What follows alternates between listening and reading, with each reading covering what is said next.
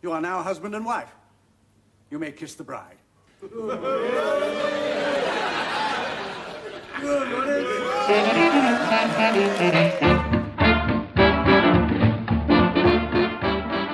Hello and welcome to Long Live Hooky Street, the podcast where we rewatch and discuss every episode of Britain's most beloved TV comedy, Only Fools and Horses. I'm Heather and I'm joined from Denver, Colorado by my co-host and sister, Jenny. Say hello, dude. Hello. Today we are discussing Series 6, Episode 6, Little Problems. So grab a large cognac, please, Michael. And let's get started. This episode aired on the BBC at 7:15 p.m. on Sunday, the 12th of February 1989. This week's viewing figures actually broke a new record, ever so slightly, up to 18.9 million, highest yet, which sets a new record, as we know. Just above Royal Flush and Sleeping Dogs Lie, which are the two current highest viewed episodes. So still airing after Songs of Praise and followed by Mastermind. We are finishing off the series with Something's Gotten Hold of My Heart by Mark Almond and Gene Pitney, still in the UK #1 spot. And Die Hard, starring Bruce Willis, is still occupying the #1 movie spot as this finale aired. A few little interesting episode facts. This one is a big one in terms of trivia, lots to get through here. So many appearances and so much happens, there is no way it could be what it was if the episode times had not been extended. Yeah.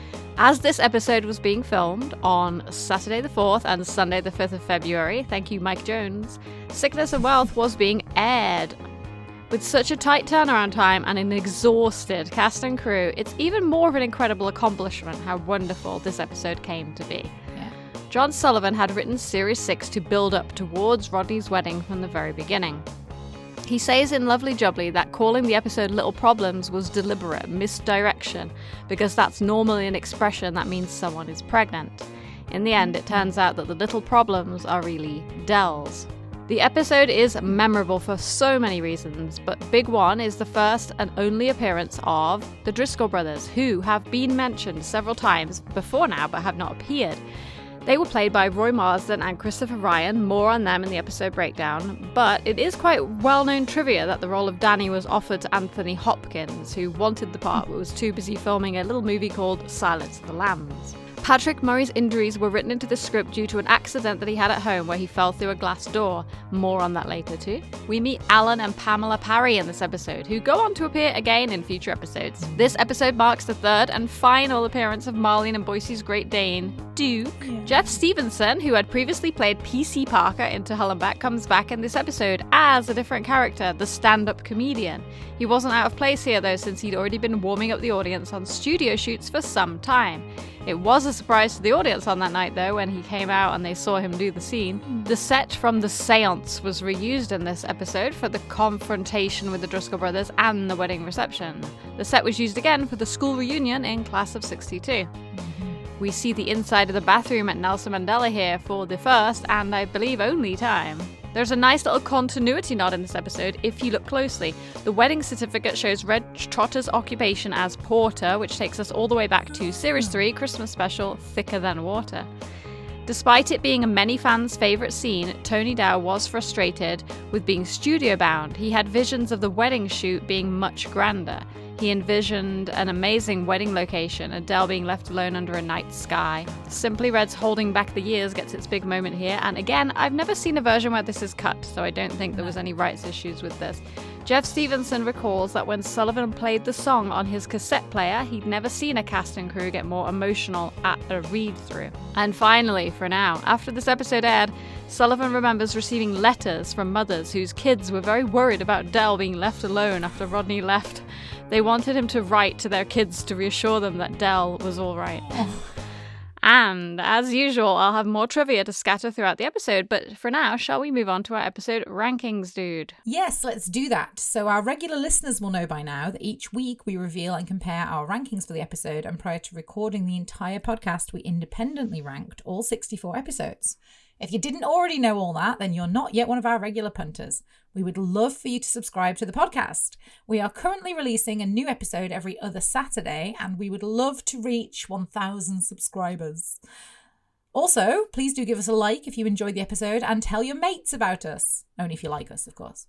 We really need your support to continue putting in the time and the effort that we have been, because this takes a long time and Jenny and I both have full-time jobs. You can also go ahead and follow us on Facebook and Instagram, and if you feel inclined, you can buy us a pina colada on buymeacoffee.com. All the links will be on the channel page and in the episode description. Okay, dude, so what's your ranking for this episode? Do you want to guess what my ranking is, dude? I can't guess an exact, but I'll guess like a ballpark and then we'll see. Okay. I'm going to guess, is it in your top 20 at least? Yes. You hesitated there, so I'm guessing it's low in the top 20. Maybe 18? Lower. 20? Yes, correct. Oh, that's weird. It's also Fran's number 20. Oh, okay. And I'm guessing you've got it higher than 20. I'll just tell you that mine is an IMDb match. So I'm the same as IMDb and you and Fran are the same. That's weird. Two matches this week. Okay, I'm guessing yours is in the teens. It is not in the teens. In the top 10? It's my number 10. Oh, okay, great. And it's IMDb's number 10. So it is in my top 10. Yeah, that totally makes sense. It's a great episode. I do understand why it's that high for you and why it would be that high on IMDb as well. Yeah, because I think in the grand scheme of things, when I looked back, because after I did my rankings, I did look at my top 10 and I was like, do I really want these episodes as my top 10? And before I finalized everything, I thought long and hard about my top 10. And like some people, like everybody last week was very mixed. There was tons of people saying, not last week, sorry, when we did Unlucky Winner Is. Yeah. Loads of people have Unlucky Winner as their favourite or in their top 5, but then there were quite a lot of people like me who it creeps into their teens because they either felt a bit uncomfortable for Rodney or, same reason as me, didn't feel there was that much emotion and, history in that episode, which, it doesn't make a bad episode. Yeah, totally understand. But I said that my top 10, for the most part, not in every case, but a lot of my top 10 are the ones where I really feel a more of an emotional storyline has happened or there's a deeper connection somewhere with the Trotter family stuff. Yeah. In this case, this episode cannot not be in my top 10 because of how emotional it is and what a big part of the story it is for me. It's the one that like you say, maybe you'll say this, but you wouldn't throw it on just for a barrel of laughs. No. Like some of the other episodes, it does have some really funny scenes and great moments in it, but it also is it's heartbreaking to watch it a little bit towards the end. Yeah. So it's not the sort of episode that you put on just when you want to have a laugh. It'll be a bit of both. But for me, that makes it part of my top 10 because that's what's really important to me in my top 10. What about you, dude? Yeah, I completely agree with you. I think that I would have to be in a certain kind of mood to put this episode on. That's probably why it fell a little bit lower for me, but I absolutely love the episode. And as you say, it's probably one of the most emotional episodes of Only Fools and Horses, the whole part, in the wedding reception. And I think most people who are fans of Only Fools and Horses would agree. This may even be the first time a lot of people were able to squeeze out a tear for an episode of Only Fools and Horses. Well, unless they go for one in watch Strained Relations. I was going to say, I don't know though. I mean, we never did before we saw this. This is a different kind of emotion than Strained Relations. Strained Relations is something that, everybody goes through at some point in their life, the loss of, a grandparent. Most people at least remember that and they go through that. But this is a different kind of loss. This is almost like the loss of a child in some ways, and it's a very different kind of feeling. And I think that all of the emotion that you feel in Strained Relations is that sort of like grieving for a family member, but in this one I think you grieve for Del. Like it's all for Del and sort of think about what Del is going through. And I love all the dialogue around that moment that reinforces sort of where Del's emotion is coming from, particularly the conversation with Marlene, which we'll talk about more in the episode breakdown. But yeah, I think that this episode really shows you how much we all love the character of Del. Because if you don't love Del, this episode doesn't have any emotional bearing for you. But we all love Del so much at this point that we just really feel for him in this episode, I think. Yeah, and that would be the difference between somebody who's never watched the show or just only watched the show a little bit, watching Strained Relations versus this episode, is that you might not really understand why this episode is that emotional. And you might be thinking, why are they making such a big deal out of this? Yeah. You have to know the characters pretty well to feel the emotion that this episode is supposed to draw out. So, yes. Yeah, it's not like, I don't know, it's hard to explain, I guess, to somebody who's not a huge fan why this is so important of an episode. But obviously, in my opinion anyway, and I know we could just pretty much have this discussion after every episode from now on. This episode could have been the last episode and it would have been fine. Yes. The only thing that you feel a little bit at the end of this episode is, you know, what else could happen after this, but it could easily have been the last episode. There's no reason why not. It would have been a fairly satisfying ending. Yeah, I completely agree. Yeah. Because like every single time they ended, I know we've done this before, we did it with Frog's Legacy, you know, is this a satisfying ending? Because a lot of the time they didn't know whether there was going to be more. And as we know, this becomes a massive deal in the future. Like, when is the ending? So, yes. In this case, I actually feel like this would have been fine. I would have been devastated in a world where I was able to know that the Jolly Boys Iron and onward, some of the other greater episodes didn't exist. But, you know, this could have been the last episode and it would have been fine. It wraps everything up. Yeah, it's funny actually you mentioned that, because when I was doing the episode breakdown and Del's on the phone to Albert at the end, I was expecting him to say, "No, I won't be coming over either." Yeah. yeah. It did have that vibe to it. That conversation with Albert did feel like the end of something, just like the conversation with Jumbo, which is really interesting. Yeah. Why is so many episodes end with Del on the phone? Okay, dude. So, any other notes before we move on to the episode breakdown? No. Okay, let's go ahead and start the episode breakdown.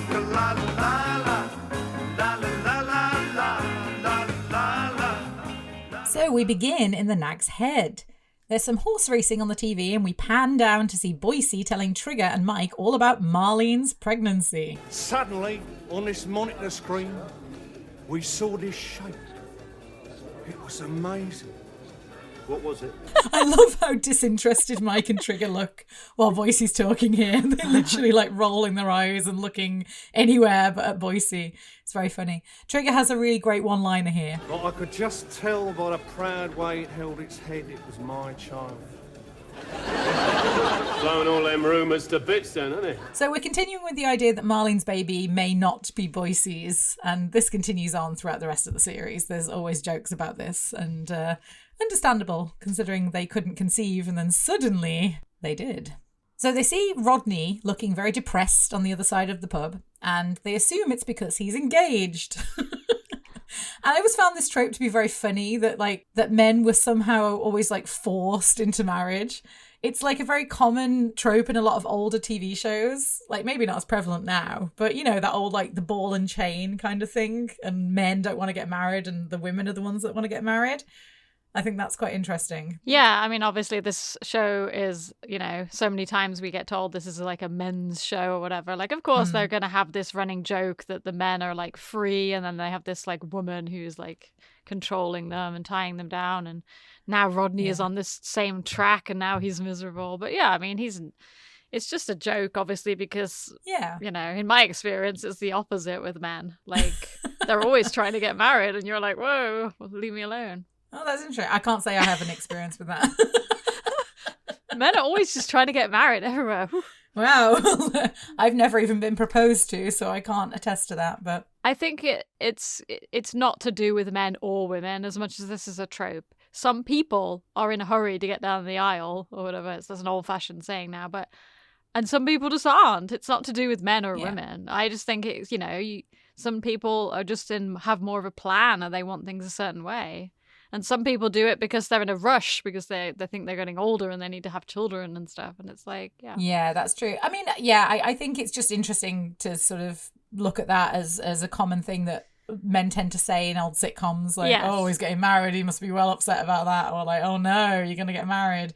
It's the end of your life. That kind of sort of attitude. But yeah, still funny. We then switch to Albert and Rodney. So Albert walks over to Rodney at the table and we find out that Rodney is actually depressed because he thinks he's failed his computer exam. It happened to be an extremely important exam.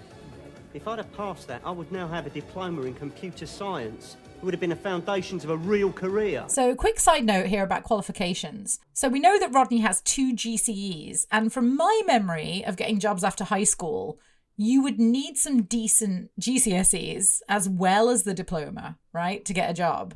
I'm not sure how that would work these days, but I don't think just a diploma in computer science would get you the job? That I have no idea. Yeah, I mean, obviously the running joke is that Del thinks that Rodney having 2 GCs is good. It's not, because you're supposed to have, is it like 11 or something? I don't know. I can't remember how many. Yeah, you can take up to 11, I think it is. Yeah, I don't know if that's different. Maybe there were fewer when Rodney took his, but obviously 2 is not good. And maths and arts, yeah, he just, so like, I think getting your GCSEs is your basis of high school graduation. It's like the same as in this country. You have to have a high school diploma. It's the same as that.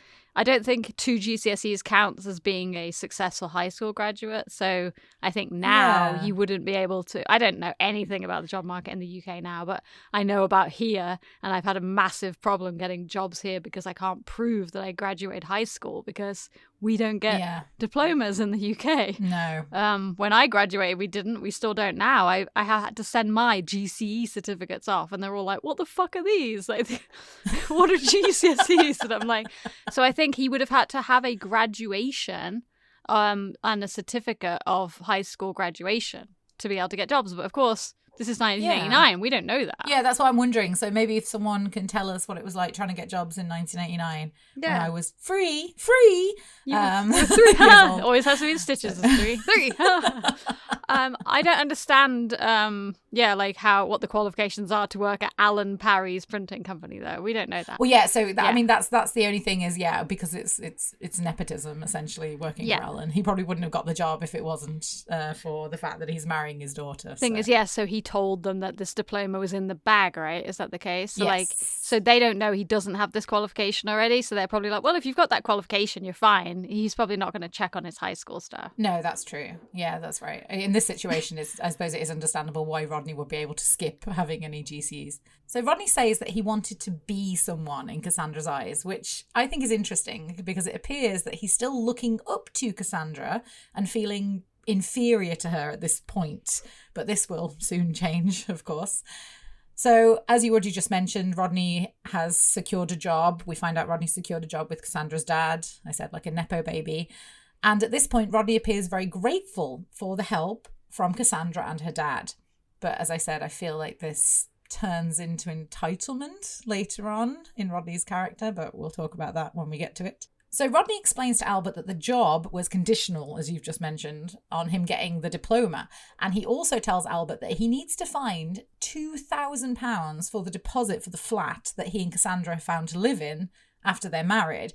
That sounds like an awful lot of money, even for like 1989, right? Like £2,000, that's a lot now. Yeah, well, according to in2013dollars.com, £2,000 in 1989 would be approximately £6,500 today. Whoa. And so then if we look at the full amount that they're expected to get, so the full amount of £6,000 would be almost £20,000. It's 19,377. So that's just the deposit. Yeah, that's just the deposit. Are they buying it or renting it? They're buying it, right? They're buying it. Yeah, so a deposit, that makes sense for a deposit. It's high, but we are talking about a flat. I mean, it's high for 1989. No, but the flat's not even that nice. It is nice, though. It's a nice flat. It's supposed to be a nice flat. Yeah, I don't think it's worth that money. Because don't forget, Cassandra was born and raised in a nicer area of London that Rodney is jealous of in Yuppie Love. I don't know much about Blackheath, but I know that Mickey Pierce and everybody is like, wow, look at the area that she lives, and her dad drives the nice car and everything. So it makes sense that they're buying in a nice-ish area. I don't think we ever find out exactly where their flat is, but I think it's not that big of a deal to put down a chunk of money as a deposit when you're purchasing a house. It just seems like a lot because, No, I suppose not. Because if they were just putting down a rental deposit, that would be a lot. Yeah, you see in Hong Kong, like, I feel like you put that down for rental deposits. That's probably why my values are a little bit distorted living here, because it is ridiculously expensive. I don't know. I don't think England has very high rental deposits. They do here too. You pay like 2 months rent for just a deposit here. So it's a very expensive. It's usually 3 months in Hong Kong. And then maybe some fees for the building and stuff. Yeah, I don't think that any of these figures that we're hearing about are that wild. It's just that for Rodney, that's a lot of money to come up with because Which, again, it's surprising that Cassandra doesn't know how difficult that it would be for Rodney to find that money, but, like... I did say, I said, I guess that Rodney's lucky that the £4,000 of the deposit is taken care of by Cassandra and her parents, you know? That's lucky for him, because she easily could have been like, you pay half and I'll pay half, and her parents could have given her money towards her half. So he might have had to find £3,000. Yeah. And then later, Cassandra acts as if it's like a surprise that he got the money. So it is, that's the end. It's a bit Maybe strange. she didn't really want to marry him.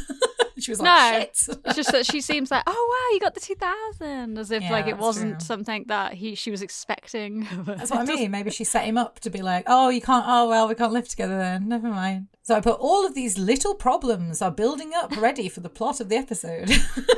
So you didn't know the old-fashioned meaning of little problems either? No, I didn't. I've never didn't heard know pregnancy referred to as a little problem. It's probably an old-fashioned saying because I didn't either. And when I was little, I used to see this episode and think that the little problems were all the things that went wrong before the wedding, like the Driscoll brothers. Yeah, exactly. That's what I'm saying. So all this different stuff that needs dealing it with. was interesting to find out that was what that meant, and it was meant to trick us into thinking Cassandra was pregnant, because it didn't trick me because I didn't know. No, me neither. But I bet loads of people did. Yeah, I'm sure. Yeah, I mean, I guess our dad and mom did, but they wouldn't have told us. So Albert has a suggestion for Rodney. You can do one or two things, Rodney. You can go down to council and see if they got a place, or you can sell your share of the business to Dell for £2,000. Boy, that's not a bad idea, Unc. I haven't thought of that. Yeah, I'll go down to council this afternoon. Why does Albert think that? I wonder why Rodney doesn't consider selling his half, because he did that in Healthy Competition. Yeah, but Got my half of the partnership. But Dell didn't think it was worth much. Although Rodney is leaving the partnership at the end of this. So yeah, why didn't he get some kind of payout from Trotter's independent trader? Yeah, he didn't seem to mind doing it before. So Dell comes into the pub full of energy, as always. I love that Dell always has so much energy when he walks into the Nag's Head, like he's so happy to be there. He tells Rodney about his latest merchandise, which happens to be mobile phones. At that time, I would imagine that mobile phones were still pretty rare and expensive things that, like, maybe only yuppies might have, which is probably why Dell wants to sell them. Yeah. Actually thinking about it.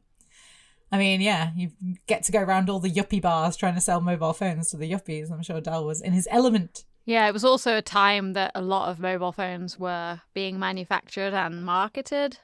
And it was like newish technology. So it totally makes sense that that's something that Dell would jump on, because if you think about later, the Driscoll brothers say those were an old model. It means that loads of shit was being produced and there was loads of rejects on the market, which is exactly where Dell would get all of his stock. Yes, true. So here we get the first mispronunciation of Statalites. Satellites from Dell. So we find out that Dell got the mobile phones from Mickey and Jevon. And that once again, Dell has managed to get the mobile phones on sale or return for a total of £2,500, which will become important later in this episode, because the amount is important. This seems like a pretty good deal to me, because, like, you can just give back what you don't sell and presumably get your money back. Well, that's the thing, isn't it? It seems like a good deal. Lots of things do, but look at what ends up happening is that you think it's good, but it's not, because he can't give it back because the muscle at the top here will not allow that. Yeah. But I mean, like in theory, this as a deal, because he has that with the video recorders as well in Danger UXD. Yeah. It sounds like a pretty good deal. You take the stock, if whatever you sell, you pay for, so you give the money back to the person you took them from, which is probably a lot less than you sold them for.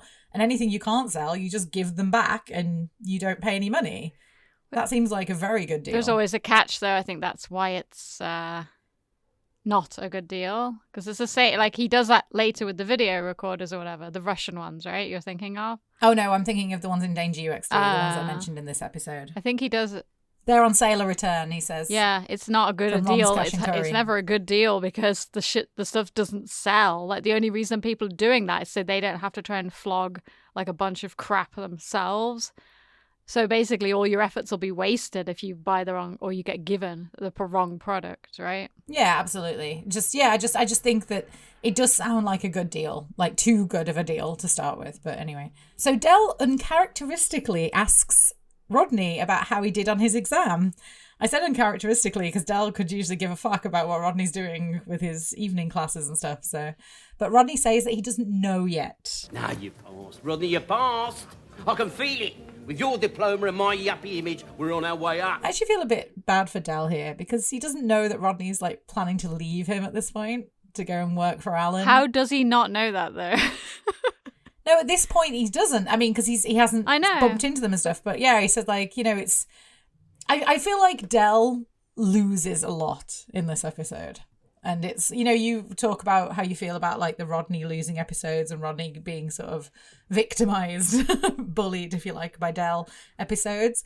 I feel like that about this episode with Del. I feel really sorry for him all the way through this episode. I feel like he really cares so much and he's trying to do the right thing and it keeps sort of coming back on him. And then, of course, he loses his brother, but also kind of like his surrogate child as well. Surrogate child. Yes, but were you going to say that he loses his business partner? Because a huge part of me thinks that Del does do better in the business without Rodney. He does, but there's something... As much as it's nice to have him with him, but... Well, yeah, so I actually do mention a little bit about the comparison to healthy competition later with that. Okay. So I'll save it for then. Sure.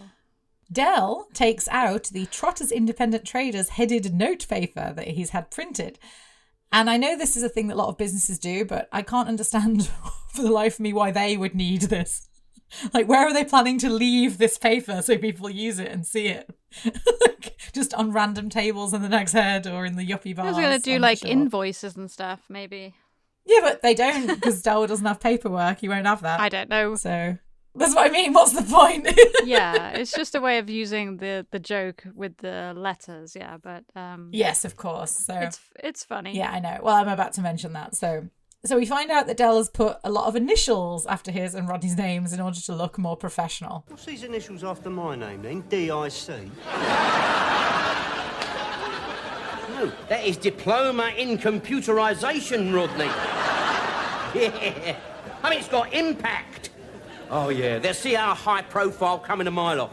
Del, thanks to your high profile, we now have a company called Tit and a director with Dick after his name.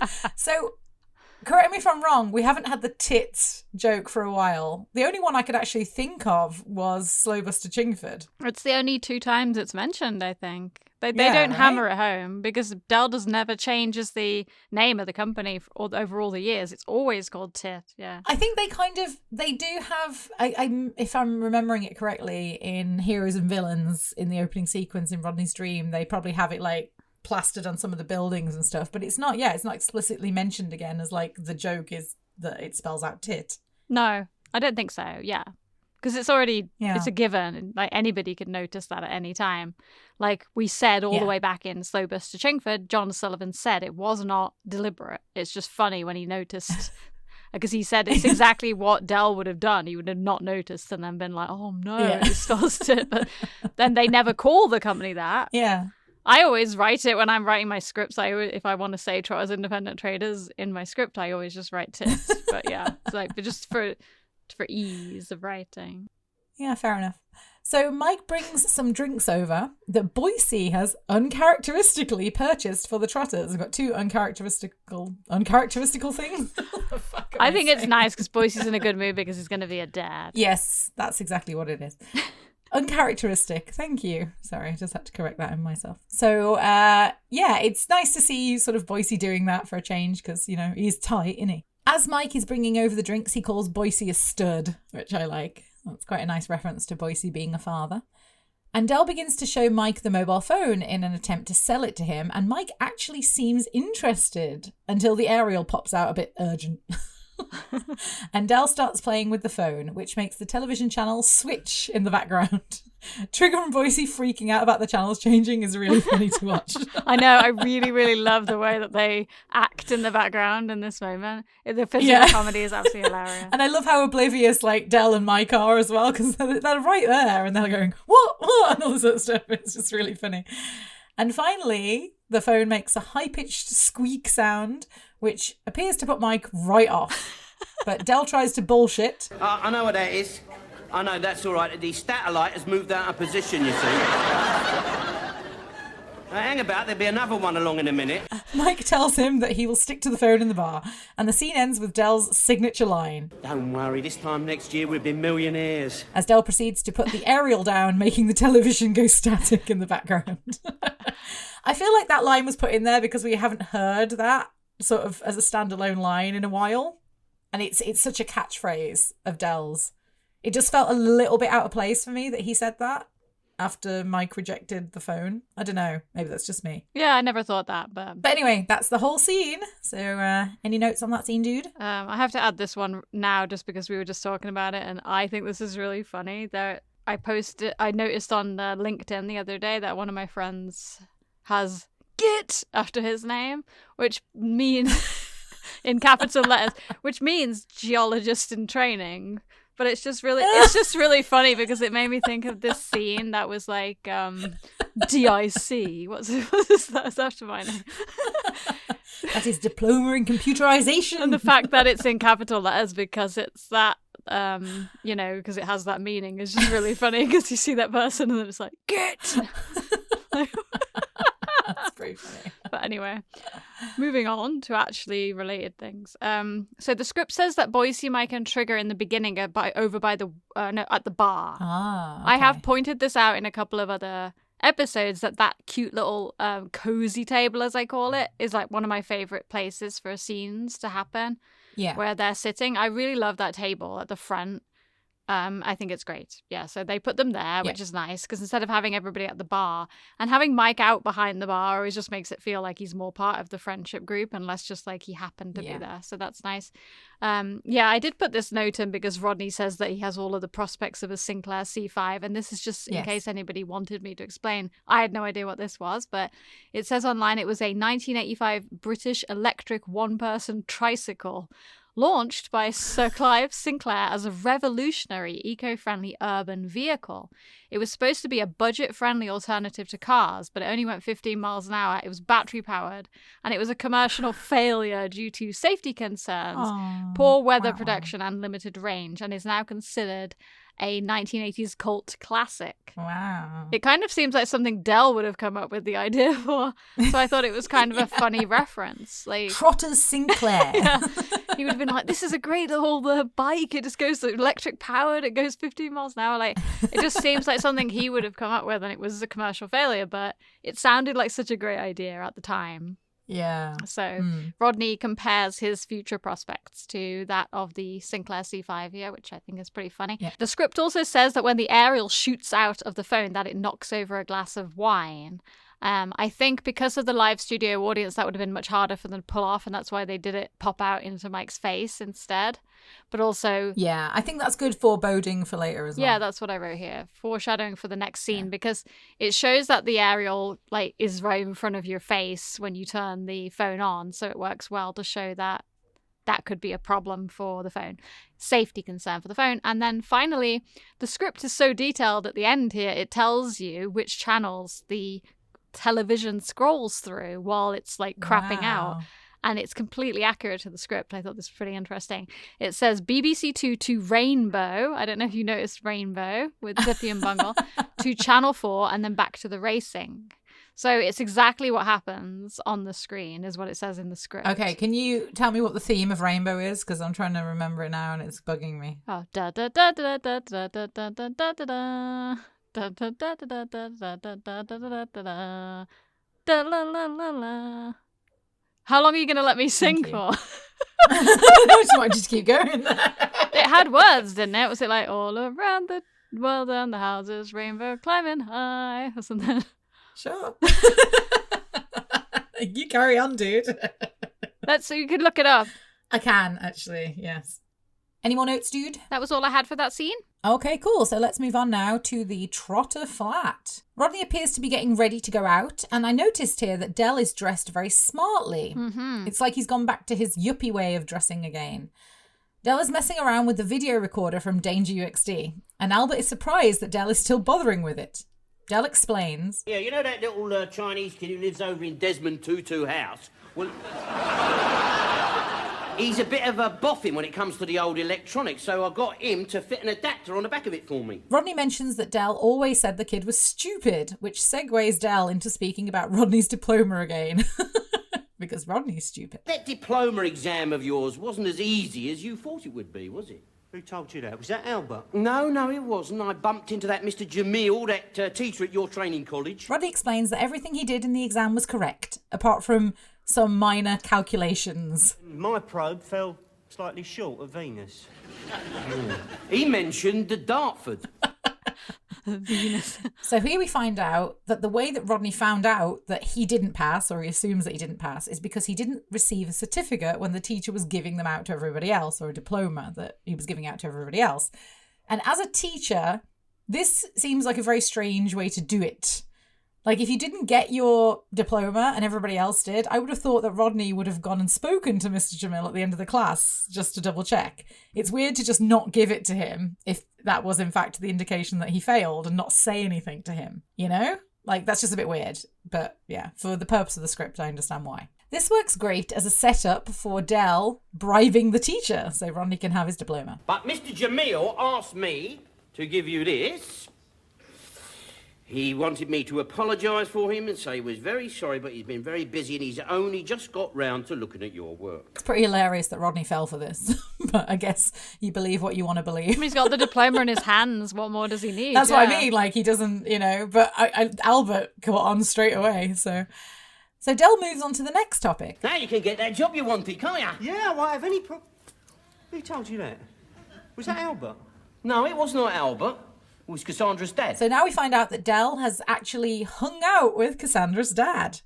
A slight continuity issue here, though, because Rodney appears surprised that Del has met him, but we know that Del knew him when he described him in Chain Gang. So I don't know.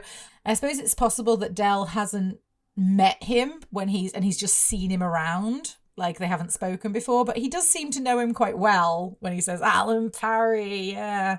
So I don't know. That's a bit of a continuity error, but nothing major. Well, I don't know, because everybody says, like, everyone in the notes for Chain Gang said when Del mentions Alan, that he knows Alan in Chain Gang, it's a little bit more of a, oh, I knew of him on this estate kind of expression, right?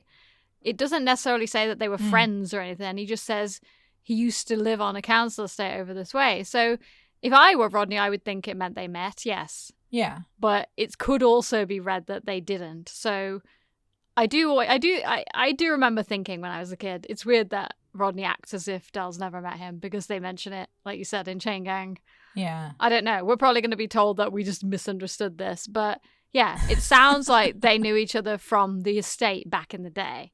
So it totally would make sense that Del would hang out with him. Yeah. It's just like sort of the excited way that Del says, Alan Parry, of course. Like, oh, that dude that I've hung out with loads of times down the pub kind of vibes. It's not, I wouldn't speak about someone that way that I hadn't actually spoken to or had a conversation with. So it's just a bit, but as you said, it doesn't really matter. So Del says that he went to see him about the printing of the Trotter's Independent Traders letterheaded paper. That was quite funny. He must have thought something quite funny about Del when he came in and said, can you put tit on the top of all these pages? But yeah, also he knew that Rodney's leaving to work for his company. Yeah, this is what I've said. Yeah. So we find out that Cassandra's dad doesn't drink, but Del explains. Oh, no, but this was a special occasion, wasn't it? The heads of two great households meeting for the first time. Except they weren't. I love that Del sees him like himself as like the dad of the family, like Rodney's dad. I mean, he is. Yeah, that's what it's like. He is. I know. We go back and forth. He's Rodney's brother, but it's also he's his dad in many ways. So yeah, that's why I said in this episode it feels like his child has left home. Yeah, that's what it feels definitely. like, right? That's what. Yeah. So Rodney seems worried that he may have upset Del because he wants a new job, and Del is amazingly supportive about it. So this is where I said we can see how far Del has come from Healthy Competition, because when Rodney wanted to leave the partnership in Healthy Competition, Del did everything he could to sabotage Rodney's new career so he'd come crawling back to him. But this time he's actually supportive. He seems like he's matured, a bit like Rodney. Oh, how soon that will change. But even so, like, yeah, it seems like they've both matured a bit by this point, which is really nice, and Del is letting him go. No, you got to go with that, Alan, because You know, he can offer you a future, which is more than I can. So this must be very difficult for Del to admit, because it appears that, like, he's always taken a lot of pride in being the provider for the family. And for him to admit to Rodney that he would be better off going with somebody else, that would be quite difficult, you know, for his character to admit. I have a lot of pride as well. This is something I feel like I have in common with Del. I'm always sort of like, don't want anyone to see me as weak or anything like this, or not able to cope. And I think, yeah, it's very difficult to sort of let things go when you're like that. So, yeah, I totally understand Del's feelings here. So now we get to the final little problem. See what I did there? Anyway, you got to have a proper job, haven't you, to get a mortgage for that new flat? Yeah, I suppose. Who told you that? Was that Cassandra's dad? No, Albert told me. I actually love the way that Albert's worked into the joke there, like sort of the triple take. It's really cool. I love the writing. And I would always assume that anything I told Del or Albert would always get back to the other one, because they're terrible at keeping secrets in that household. Yeah, Del and Albert are like dad. Yeah, I'm sorry, Dad, but it's true. So Del tells Rodney that he will give him the £2,000 for the deposit on the flat as a wedding present, and Rodney is very happy. Well, you mean I can tell Cassandra and her dad? You can tell the Daily Mirror for all I care. So Del said he's planning to call in his debts to get the money, and I would have thought that he should have done that first before he told Rodney he was going to give him the money. Yeah, that's very Del, though. Because as we do see, it becomes a bit of an issue. Like, in some ways, thank goodness for the Driscoll brothers, so Boise pays up. But even so, it's, yeah, I mean, if it's Boise that he's calling the debt in from, surely he would have known it wouldn't be that easy to get the money, especially for a product that doesn't work. Like, Boise's absolutely right to not want to give him the money for something that didn't work. Yeah. And yeah, even if it's not from Boise, the people that Del deals with are probably not the most reliable for paying their debts. Yeah, I don't know, it just seems like a silly thing to tell Rodney, like, here's the good news, before he even knows that he can get him the money. Yeah, but he never learns, and his confidence is often his downfall. Yes, very true. So Rodney goes out to answer the door, because there's a knock at the door, and takes a nice long time about it, so Albert and Del can have a conversation about where Del is planning to get the money. And as I mentioned, Boise is who he's planning to get the money from. So Cassandra arrives at the flat, and Rodney's demeanour here is very cat that got the cream. You passed. Oh, you clever old thing. Ah, well, you know, it was nothing. Oh, by the way, would you ask your dad how he'd like the deposit paid, you know, cash or cheque? You got the 2,000. Of course. Now, this is just me, but I would tell Cassandra that Del is the one who gave me the money for the deposit in this moment. Me too. He's literally just done it. I would be like, well, we have Del to thank because Del has just gifted me this as a wedding present, like your dad and mom have gifted you 2,000. But he doesn't. And I'm just wondering, like, why he didn't tell her that. Or if he's planning to tell her later, I don't know. But we never find out if she found out that the money came from Del or not. And I just think you give someone something, that's fine. You know, you don't expect any comeback. You shouldn't give gifts just to sort of receive accolades from it. I totally get that. But I would be a little bit like, aren't you even going to mention that I helped you out here? I think it's deliberate because it's in keeping with the rest of this episode, with the fact that everything Del does in this episode behind the scenes to protect Rodney is done without his knowledge. He doesn't know that, I mean, obviously Rodney knows that he gave him this money, but it isn't it isn't something that Del is doing for the credit. Nothing he does in this episode is for the credit. No. He does it for the love of Rodney. So he isn't going to jump up here and be maybe his usual self and be like, oh, aren't you going to say where you got the money from, Rodney? Or I'm the one who gave you the money.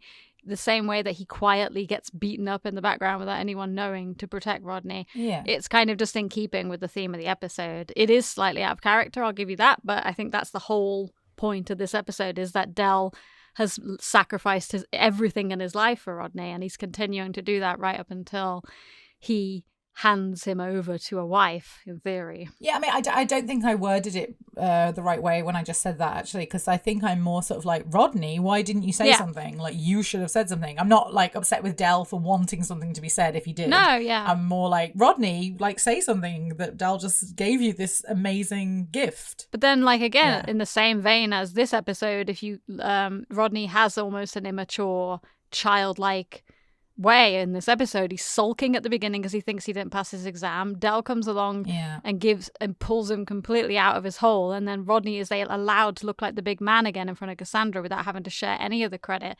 It kind of, again, it's like Del is just playing the parent in this episode and Rodney's playing the child, which highlights what their whole life has been like. Yeah, I mean, this isn't uncharacteristic for Rodney to do this. I'm just thinking in a royal flush where he's like, and I bought them all. It's like, for the tickets when Del got them all. So, but in that situation, it made a bit more sense because, like, Victoria being a royal and everything. You have to bring up a royal flush every week, don't you? Do I? I didn't even notice.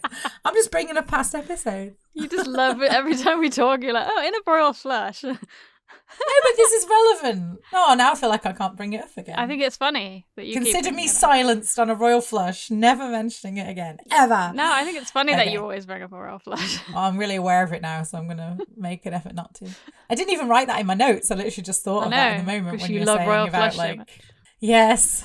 That's why it's 50-something on my episode rankings. Yeah, but as we've said before, you often have more to say about the episodes that are at your very bottom and your very top. So. That's true. I probably have brought up the last 3 episodes quite a few times. Rodney leaves the room because they're going out to watch a film, and Cassandra spots the mobile phone on the table. Oh, that's a coincidence. My dad's just come home with one of these. Has he? Oh, well, there's a thing. Hope your mum's pleased. Well, no, actually, he came home absolutely plastered. Really? Yeah. And so begins the story arc of Del being a terrible influence on Cassandra's dad, and I love it. So Del gathers everyone around the television when Rodney comes back in to test the video recorder that has been fixed by the kid, and it explodes when he switches it on, at which point he blames the Chinese kid again, which I love. So Rodney and Cassandra go off to watch the Italian film, and they leave Del and Albert alone in the flat. I'm really pleased that Rodney's got his diploma. Lucky you bumped into that Mr. Jamil, innit? Yeah. How much you give him? 150. So I said I love that Albert knows that Del bribed Mr. Jamil straight away. He didn't even have to ask him. Yeah. This is why I'm saying, like, it's funny that Rodney didn't even cross Rodney's mind, because it's absolutely something that Del would do. I know. But yeah, I mean, it's, as I said, you kind of believe what you want to believe, don't you? I don't think it's necessarily what Del would do. I think it's a knowledge that Rodney wouldn't pass. Like, so that has to be a lie. Like, to me, that's how I read it. Well, yeah, I mean, admittedly, what Rodney described, like how badly he messed up the exam, there's no way he would have passed. Well, so yeah, it is clear that there's something fishy there. So I had this in my notes because this is the case, at least now, and if I of the Peckham Pouncer, the case of the Peckham Pouncer, yeah, like in exams now, and I know this was the case when we did our GCSEs. Mm-hmm. You got points in maths. Maths for maths for showing the working for showing your work. So Rodney says that he got mixed up in units, right? So is it gallons or liters or something he got mixed up with? He says something about that. Yeah. So it sounds like everything he did was correct except one minor calculation error. Now it sounds like it was a fairly major issue. That his he mentioned dog. that his like probe didn't even get out of the country or whatever. But at the same time, like, he should have got some credit. I mean, it's surprising that he failed over that. I don't know if he did everything else correctly. But is that like the whole exam? That in that case, fair enough. His probe didn't make it to Venus. Yeah, I mean, I guess if they're like, did your crew members on your probe or whatever survive? Like Rodney's wouldn't have. They'd have crashed in I don't think Dartford, they have people on the probe. I don't know. Oh no, it's an unmanned probe. You're right. But even so, like, yeah, the probe surely should have made it to the destination. That's got to be like the whole thing, right? It does conjure up some funny imagery of Rodney's probe, just like. But yeah, I'm just gonna say, yeah, I just don't. Oh, did they loop the loop over Denver? I don't know whether or not he ought to have failed just for making a unit calculation error. I guess it depends on the criteria of the exam, exactly. to be honest. It does, but yeah. Yeah. A few other notes here. So they mentioned Desmond Tutu House here. So now we have Nelson Mandela, Zimbabwe, and Desmond Tutu House. So we got 3 names of buildings on the near area estate. I noticed that when Del walks over to the TV, when Cassandra rings the doorbell, it looks like he's majorly limping. Did you notice that? No. Yeah, anytime you go back and watch, just check this out, because I was like, what? Why is he limping like that? It's really weird. So yeah, check that out if you go back and watch it. I didn't notice that. Someone left a mug of tea outside his I don't know why he's limping. Yeah, so like, unless I misunderstood it, it's like he does a very weird little limpy walk from the table to the TV chair right before. Maybe he's acting out a scene from Shakespeare. Yeah. Prithee, who thee do you talk with all? What are you doing? I'm acting. Anyway, I wrote here, res de chasse means ground floor. Right. So what's that line? He says it in, I don't know, you should know this. He says... No, but I didn't put that line in. He says it at some point. It's something like res de chasse, as they say in France or something.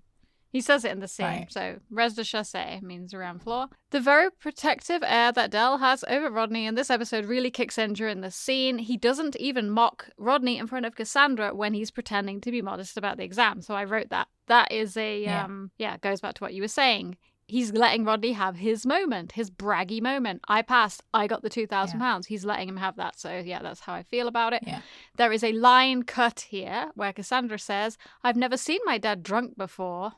I wonder if that was cut because it seems like it would be weird that she's never seen him drunk. It kind of implies later, like in the episodes as Alan's character develops, that he does love a good scotch. The idea that maybe Cassandra has never seen her dad drunk before is possible, but in this case, if that line had been left in, it makes it sound like he doesn't drink and he only drank because Del got him drunk, which makes it sound like Del is making him drink, which isn't true. Del's just bringing out the scotch drinking side of Alan that we know exists. Yeah, with you just mentioning that, I had a thought, because obviously we see that Pamela has an issue with drinking as well in Miami Twice, and I just wonder maybe there's like a drink problem there. I like it.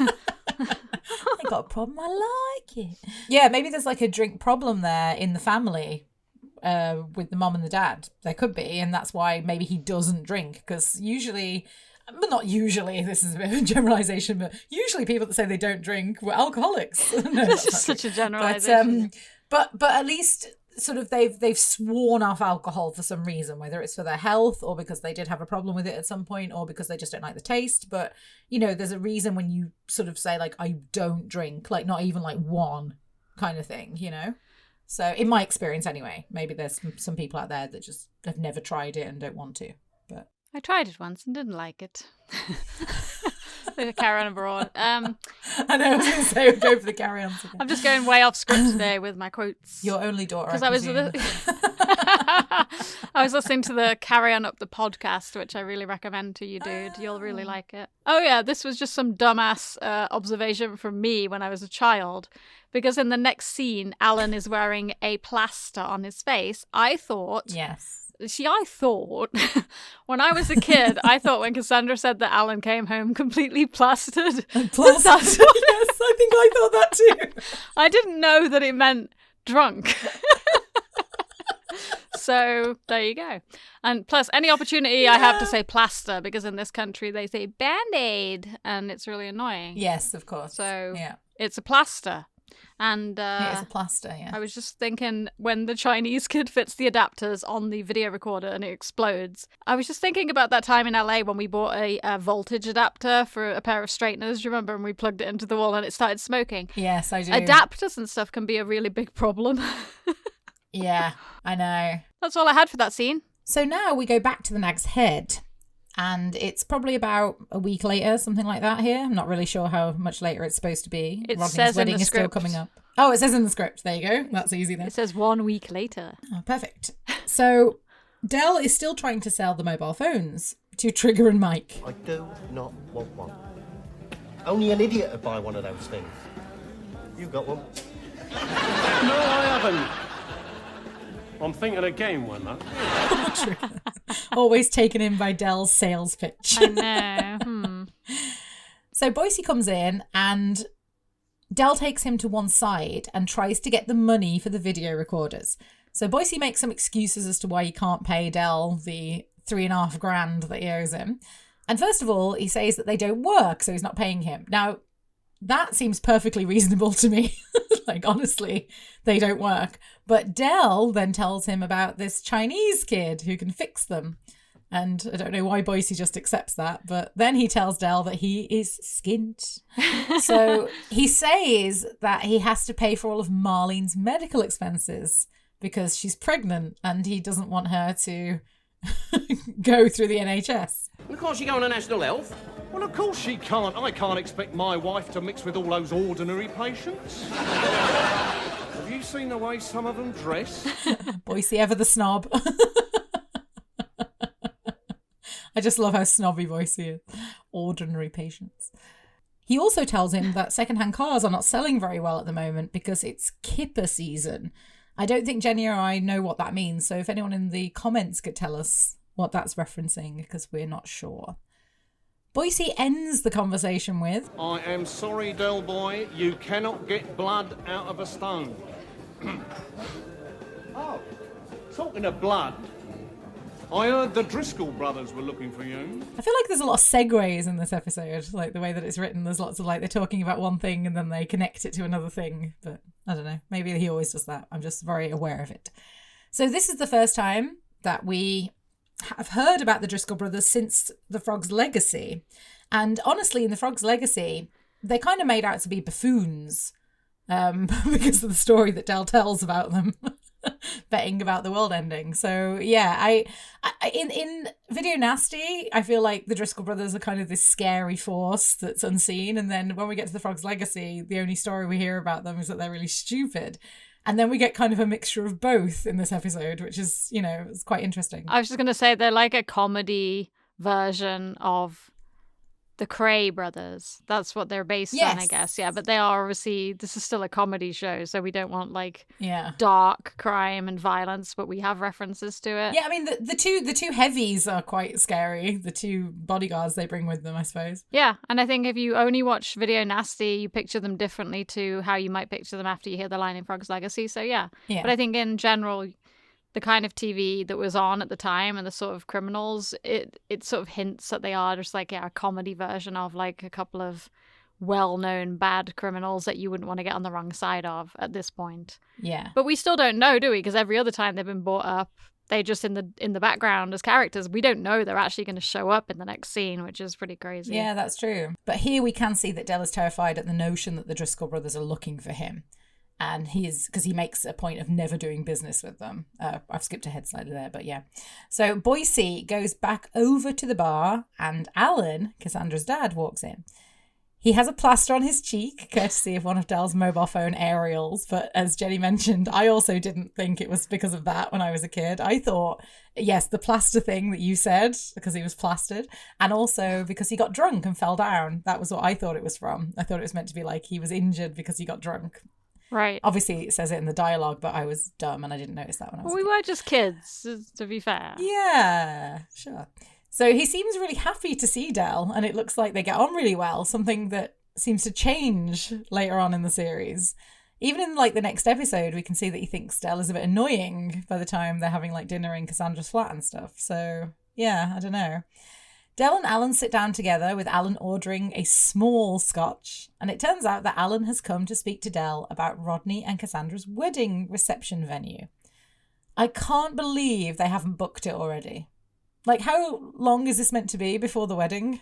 2 weeks? Something like that? And they haven't booked the reception venue yet. I'm not sure how long this is before the wedding without scrolling forward to see if it mentions any more times, but I always thought this was like a month or so before the wedding. I don't know why. I have never been married, but I know from like friends that have gotten married and you getting married and stuff, dude, like these sorts of venues need to be booked like a year in advance a lot of the time. I feel like you always forget the fact that this is like 40 years old. Yeah. So I said, like, is that like different? Was that different back in the 80s that you could just book like wedding reception venues like a few weeks before the wedding? It must have been. I don't know. Obviously, I wasn't around booking weddings at the time, but yeah, it must have been different. So just tell me if you know, but it can't have been how it is now. Yeah, because it's crazy how much like notice you have to give for weddings nowadays. But nowadays it's a totally different world. So yeah, I don't know. Yeah, was it normal in the 80s to plan your wedding a couple of weeks before? Let us know. Almost the 90s at this point. Yeah, that's true. So Alan tells Del that he wants him to make a contribution, and straight away Del assumes that he's talking about money, and I probably would as well, to be fair, if he says, I want you to make a contribution. Because of this, Del claims that he wants something low-key and working class on the basis that it will be cheaper, and he suggests that they have it in the upstairs room of the Nag's Head that we saw in the last episode for the seance, as Jenny mentioned. Alan seems to agree with him, much to Del's delight, claiming that his wife wants a country club. But if he has it his way, then the Nag's Head will be what he chooses. So after assuming that Del has talked Alan out of booking somewhere expensive, he asks, Anyway, you know, how much is this going to cost me then? Cost you? Del, not going to cost you a penny. My only child's getting married and I'm paying for the lot. Yeah, but I thought you said you wanted me to make a contribution. Yeah, with ideas and opinions. Wow. No, actually, your missus has got a point. You know, I don't think that you and me ought to be selfish, should we? After all, it is for the happy couple. It is their big day, isn't it? You don't like those sort of surroundings, do you? I mean, champagne, caviar, country clubs. Oh, no, I hate it, Alan. I hate it. It's all put on. I mean, those people just do things for effect. At which point Mike puts down an erotic cocktail in front of Del with loads of unnecessary decoration that he's added just for effect. It's a very nice setup for the joke, all of that bit there, I think, for the just to show that Del is exactly like Pamela. Well, I was going to say he's not like Pamela, but this is definitely the era of his like jazzy drinks. He does things for effect, but we don't know anything about Pamela yet, do we? We know that she's snobby just from what we've been told. Yeah, that's what I mean. Yeah. Del is snobby, like, in some ways, which is interesting. So this is why we see the contradiction in Del's character once again, because he is absolutely working class through and through, but his tastes have become, like, antithetical to his working class roots. So, yeah, that's quite interesting. But I don't think that makes him snobby, because she actually is snobby and that she just looks down on people who aren't her wealth level. Yes. He wants to act the part of a rich yuppie, but he doesn't look down on the working class. So in that way, I don't think he's the same. Because Pamela would never get a drink that looks like Del's drink. Well, no, not unless she'd gotten drunk first. I think we see a little bit of her in that. She wouldn't scene, choose that look, though. No, she wouldn't. They're two very different people within, in a way, they would have wanted the same wedding, but Del would have enjoyed it in a totally different way to Pam if that had been a high-class wedding, as you know, because we've seen Del in rich scenarios in... Oh, when was that, dude? Touch of Glass. In A Touch of Glass. And yeah, that's right. And one other episode that you're not going to say again. But yeah, he doesn't do... But now it's different, though, because he's trying to play the part of a yuppie. Yeah, absolutely. Well, I know I compared Del's character to Boise's in the past, and I suppose Boise is more like Del in the sense that Boise has... It's like a flip of Del's character. Boise is the yuppie in his actual character, whereas Del is the working class in his actual character, but they both pretend to be in the other world when they can, you know? So, any notes on that scene, dude? Yes. So, a couple of things that I was going to say are that when Boise says the Driscoll brothers are looking for Del, in the script it actually says this is the same as being told the Cray brothers wanted a word. So that is how John Sullivan often referred to the looming presence of the Driscoll brothers before they were in it, mentioning the Cray brothers. So that's what the people acting the parts would have understood meant. So this goes back to when Rodney says in The Frog's Legacy, it's like bumping into the two Ronnies, Biggs and Cray. So, again, we're linking up the mentions of the Driscoll brothers throughout the 3 episodes in which they appear. And we know they do go ahead and appear in the Green Green Grass in the future, not that I've ever seen any of them. So then we get the introduction of Alan Parry for the first time. So this is the first time we actually see Alan, again, described before he's on the screen in a joke way. The script says he is in his early to mid-40s, so he's supposed to be the same age as me now, which blows my mind. I know. Smartly and expensively dressed. Despite his success, he has not lost his Cockney accent. He is a nice, genuine sort of bloke who takes pleasure in these rare opportunities to get back to his roots. He has a small red bruise or mark above his eyelid, so they obviously decided to put the plaster on instead. Yeah, make it more obvious. Alan was played by Dennis Lill, so this is the first appearance of him. He does go on to appear in more episodes, 8 total, which is fewer than I would have thought, but then when you think about it, I couldn't name obviously more than 8 that I could think he appeared in. I mean, there's not even that many episodes of Only Fools and Horses left after this, really. I mean, yeah, there's still enough episodes, but most of them are longer specials and stuff. So, yeah, there's only one series left. Dennis Lill was actually born in New Zealand in 1942, and he didn't move to Britain until 1967, which is the same year that Jumbo left the UK for Australia in the world of Only Fools and Horses. So I put, he appears in 8 episodes total. He has an incredibly long list of credits on IMDb. But I noticed that he does say that his favourite role was playing the simulant captain in the Red Dwarf episode Sirens, which I also remember him from. There's quite a few crossovers now between Red Dwarf and Only Fools and Horses characters. It makes sense. They're both British shows. And finally, and BBC. Yeah. And finally, the description of Dell's cocktail in the script says that it's more like a floral tribute, which makes me think of, like wedding decor, which is quite appropriate. Yeah. That was all I had for that scene. I mean, it's still in the Nag's Head, but we move on to what it says in the script an hour or so later. So for this scene, as Jenny mentioned, we're still in the Nag's Head an hour or so later, and you can tell as well because Dell's still wearing the same outfit. And Dell is still trying to sell the mobile phones to other customers. So I'm actually quite surprised that Mike allows Dell to sell in the pub like this. Because, like, for me, I would never go to a pub on a regular basis where I was likely going to be interrupted by someone, like, trying to sell me something every time I was there. Right. Especially someone as pushy as Dell, because, like, he probably won't take no for an answer. Like, you'll end up buying crap from him all the time. Yeah, like, I wonder if a lot of the people actually liked it, because it was, like, quite a novelty in those days. But, yeah, like, now you avoid everywhere where people try and sell you stuff, don't you? But yeah, absolutely.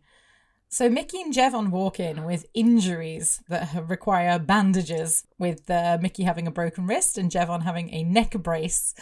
And it turns out that they are looking for Dell, and they take him to one side. And they ask him if he has the money for the mobile phones. And he tells them that he doesn't because he hasn't sold them yet, and they both look very worried. And then Trigger and Boise walk in, escorting a very drunk Alan out of the pub. Yeah. Implying that Dell got him drunk again. I love how Dell doesn't even bat an eyelid at this. He's just like, see you, Alan. I know. I actually said I'm surprised that Boise was willing to help with this, because Boise doesn't seem like the kind of guy that would like hold up a drunk that he barely knows and take him outside. Like Trigger does. Trigger seems like a nice guy who'd do something like that, but not Boise. I was just trying to remember who's carrying Harry out of the pub in Jolly Boys Out, and it's, I think, Trigger and Mike, right? Yeah, it's not Boise, because he says he's the driver. Like, he's behind them, after he's been taken off. Yeah. Right. So yeah, I think I don't know if that surprised you that Boise was. I guess they needed someone to do it, and Boise was there, but Boise wouldn't, right? Do this? I don't think in real life. In real life. Yeah. In real life. I don't know. And humanizing the characters. But anyway, Mike says, Hey, Del, that's a stroke of luck, isn't it? He's hiring my hall for the wedding reception and I'm doing all the food and drink. Where am I going to get jellied eels from? I'll talk to you later. I don't believe it. See those phones we gave you, Dill? They weren't We ours. could have had a nice country club. We had them on sale or return, same as you. We could have eaten caviar instead of Mike's Scotch eggs. Dill, they want their money. I'm a caviar person, me, you know. Most probably. Who wants their money? The Driscoll brothers. The Driscoll brothers? so there's an immediate reaction in the background from Boise and Mike when they hear the Driscoll brothers name. So I guess everybody is terrified of them. Although Boise clearly did business with them in Video Nasty because they were his backers. So I guess not everyone shares Dell's caution about getting into business with them, I suppose. But yeah, it's obvious that these guys are sort of known and spike fear in everybody when their name is mentioned. It's true, but Boise ultimately seems like the most afraid of the Driscoll brothers in this episode, and he is the one who was doing business with them in Video Nasty. So it seems like relationships have progressed a lot since then. Maybe things weren't as bad back then. I mean, maybe he got in trouble with them in Video Nasty because of Mickey and Rodney being in the video, because that was what Dell was worried about. Maybe Mickey screwed up and, Boise got in trouble. I don't know. I'm overthinking it. But even so. Just trying to, connect the dots. So it dawns on Dell that the Driscoll brothers are the ones who injured Mickey and Jevon. Oh, that's it. That's who did that to you, isn't it? And to your Gregory. No, that's right. That is their trademark there. They don't touch the face, but they knock the hell out of the body. Which is definitely foreshadowing for what happens later in the episode. Mickey tells Dell that they told the Driscoll brothers that he now has the phones and that they think Dell is trying to con them. I really don't understand why they would think Del is trying to con them just because he's the one who ends up with the phones.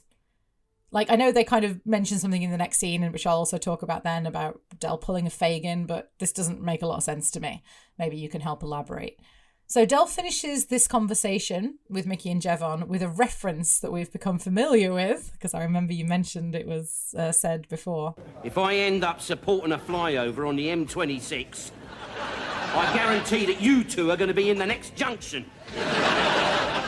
Let me get you a drink, gentlemen. Del is so classy to buy them a drink after what they've just done to him. Like, they've literally just dropped him right in it with the Driscoll brothers. Yeah, but it's just the way Del is there. I know, that's what I'm saying. He's so classy. So there is some panic at the bar between Mike, Boise, and Del talking about the Driscoll brothers, and we get a very apt description of them. Well, one of them looks as though he was evicted from the Planet of the Apes. Yeah. And the other one reminds me of Cliff Richards. What, he looks younger than his years? No, he's got one of them faces that you want to slap. I really do think that is a good description of both of them, because he does have a face that you want to slap, Tony. So Trigger comes back in, should I say, after escorting Alan out, and says that the cab that was taking Cassandra's dad home nearly backed into the Driscoll brothers' Mercedes. So they all freak out because they realise that the Driscoll brothers are here, and Mike suggests that Del go upstairs and hide. So Del calls Mickey and Jevon to join him, but Trigger also runs out and goes along. And then we get a very ominous entrance from the Driscoll brothers, where it appears the entire pub has gone silent for their entrance. Boise, how nice. Hello, Danny. Your brother not with you? Yeah. Yeah. The reveal of Tony is very well done. So we get the reveal that one of them is stupidly tall and the other is very short, just like Del and Rodney. I wonder if in like another life, Del and Rodney could have been like the Driscoll brothers. Because like Danny's tall with the brains, like Rodney, and Tony is short and a dirty fighter, like Del. I assume the parallel was intentional from John Sullivan, but you said he was writing them to be like the Cray brothers, so maybe he didn't do that intentionally when he cast the actors? I think the size difference ended up being a great thing that happened based upon the casting. They were supposed to look different, like Rodney and Del. Yeah. But yeah, in my notes I have stuff about the Richardsons, which is what John Sullivan said he actually based them on and when he wrote them to appear. Like, the threat of them was supposed to be similar to the Crays. Yeah. But he wrote them based on a family called the Richardsons, which I have in my notes. Because, I mean, there are some similarities in the sense that, you know, we've spoken about Del's reputation as being a fighter, or, like, known sort of not to mess with him on the estate.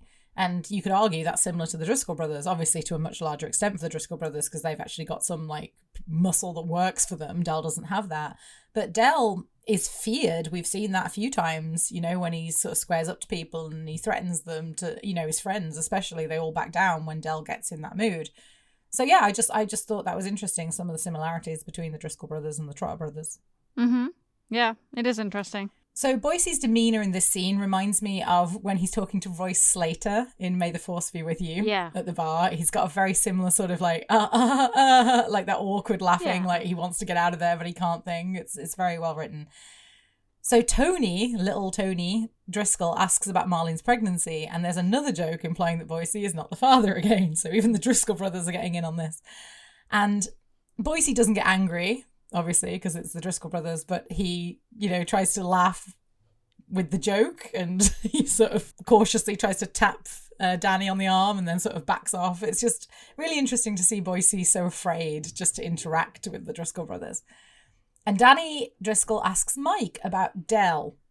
And here, I really love this. Mike covers for Del, which is just really lovely of him to do, because he's really putting his own ass on the line here, lying to those guys. And even after Danny sees the drink and the cigar and, you know, he still continues to lie on Del's behalf. Well, he may have been in earlier and then he left. Oh, I see. You just had this place decorated? Yeah. Shame. I want to buy everyone in a pub a drink. Whatever they want. Now, there's £1, and I want change. Large cognac, please, Michael. It's so funny. I know, Boyce is such an opportunist. But yeah, I love that he seizes that opportunity right in front of Mike. Me too. But yeah, I mean, I got the impression that Danny Driscoll only did this because he's like punishing Mike for lying to them, because they know Mike's lying. Del is clearly there. Yes, and just because he can. That's what I always thought. Yeah, that's what I mean. But maybe he wouldn't have done that if it hadn't been for him lying to him. I don't know. I can't imagine being able to get away with that kind of behavior, like having that much power over people, like knowing that everybody's like terrified of you and you can say whatever you want and do whatever you want. Like, I can't imagine how that kind of power would go to your head. It's crazy. So that's all I have for that scene, dude. Any notes? Yeah, I got quite a lot of notes because I have notes about all the actors in this scene. So we'll start with the issue with the incident, I guess, that happened for Patrick Murray. So the whole scene had to be reworked once Patrick Murray had his accident, because this was not part of the scene originally.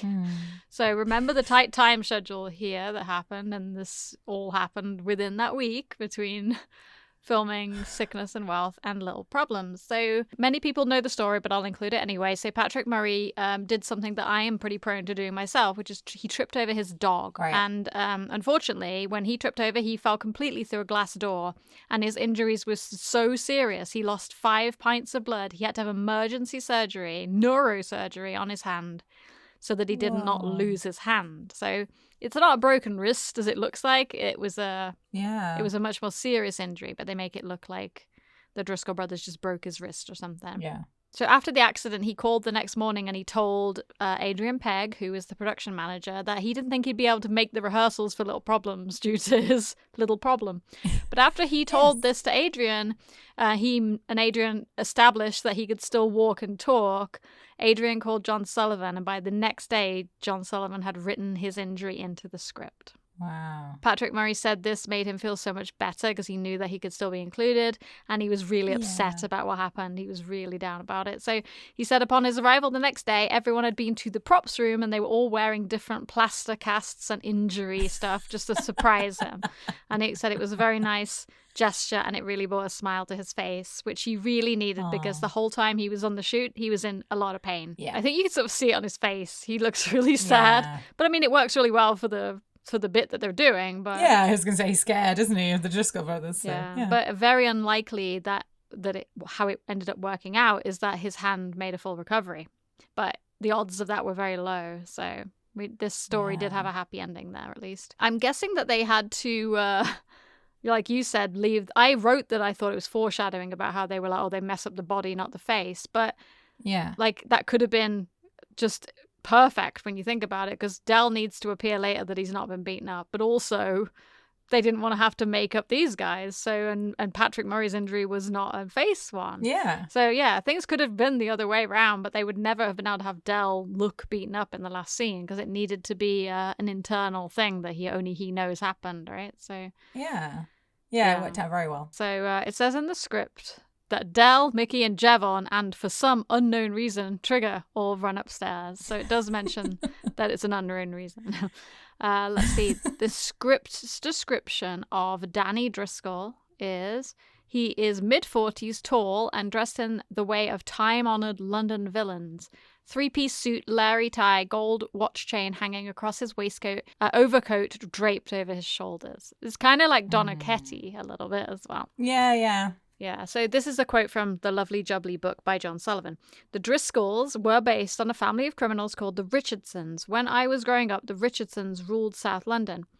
We offered the role of the older brother to Anthony Hopkins. He wanted to play the part, but was filming for something called The Silence of the Lambs. I wrote to him and said, you should have stuck with me, Anthony. I would have made you rich.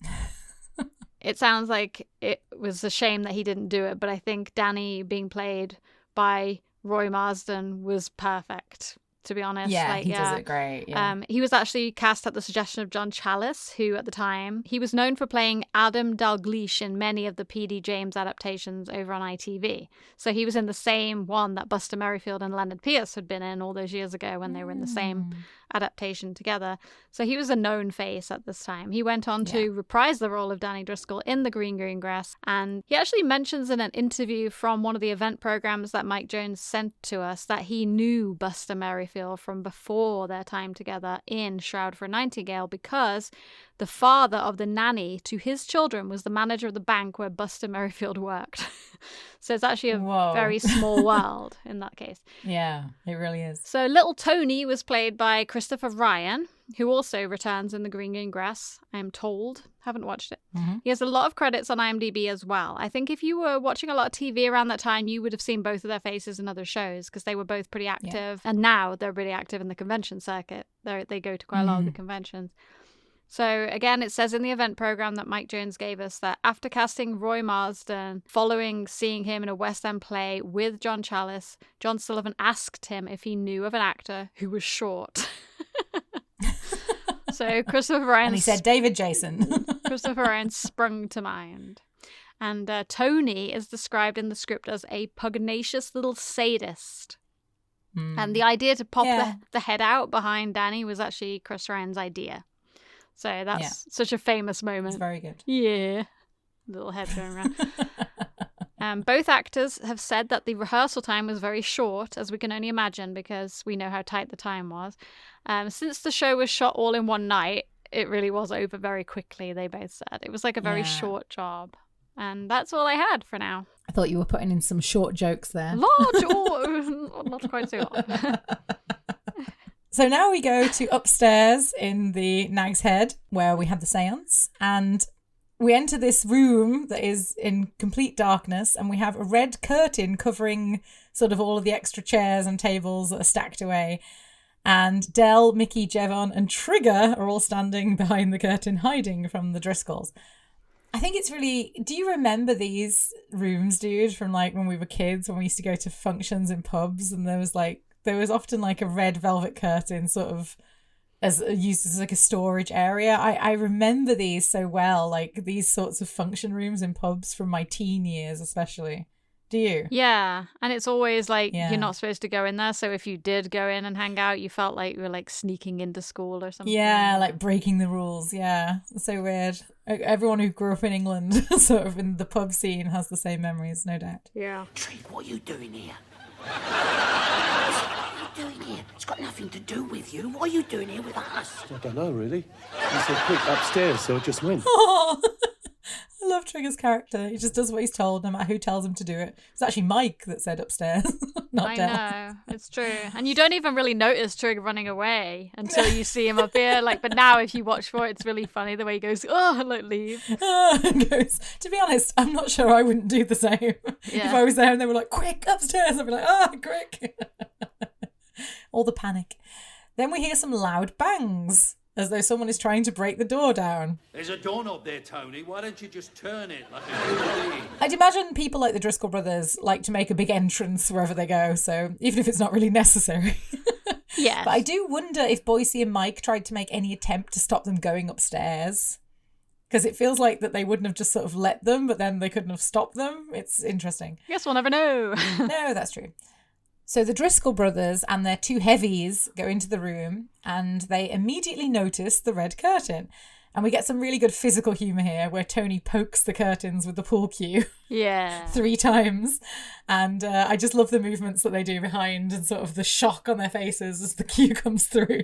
And then, of course, the last one almost hits Del in the crotch, which is very funny. But the funny thing is here that the Driscoll brothers just give up after those 3 pokes, whereas clearly you would have just pulled the curtain to check.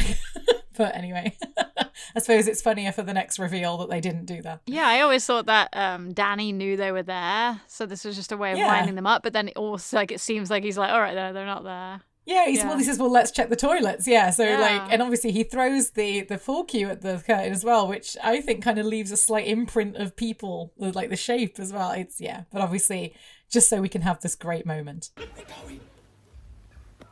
We're in the clear.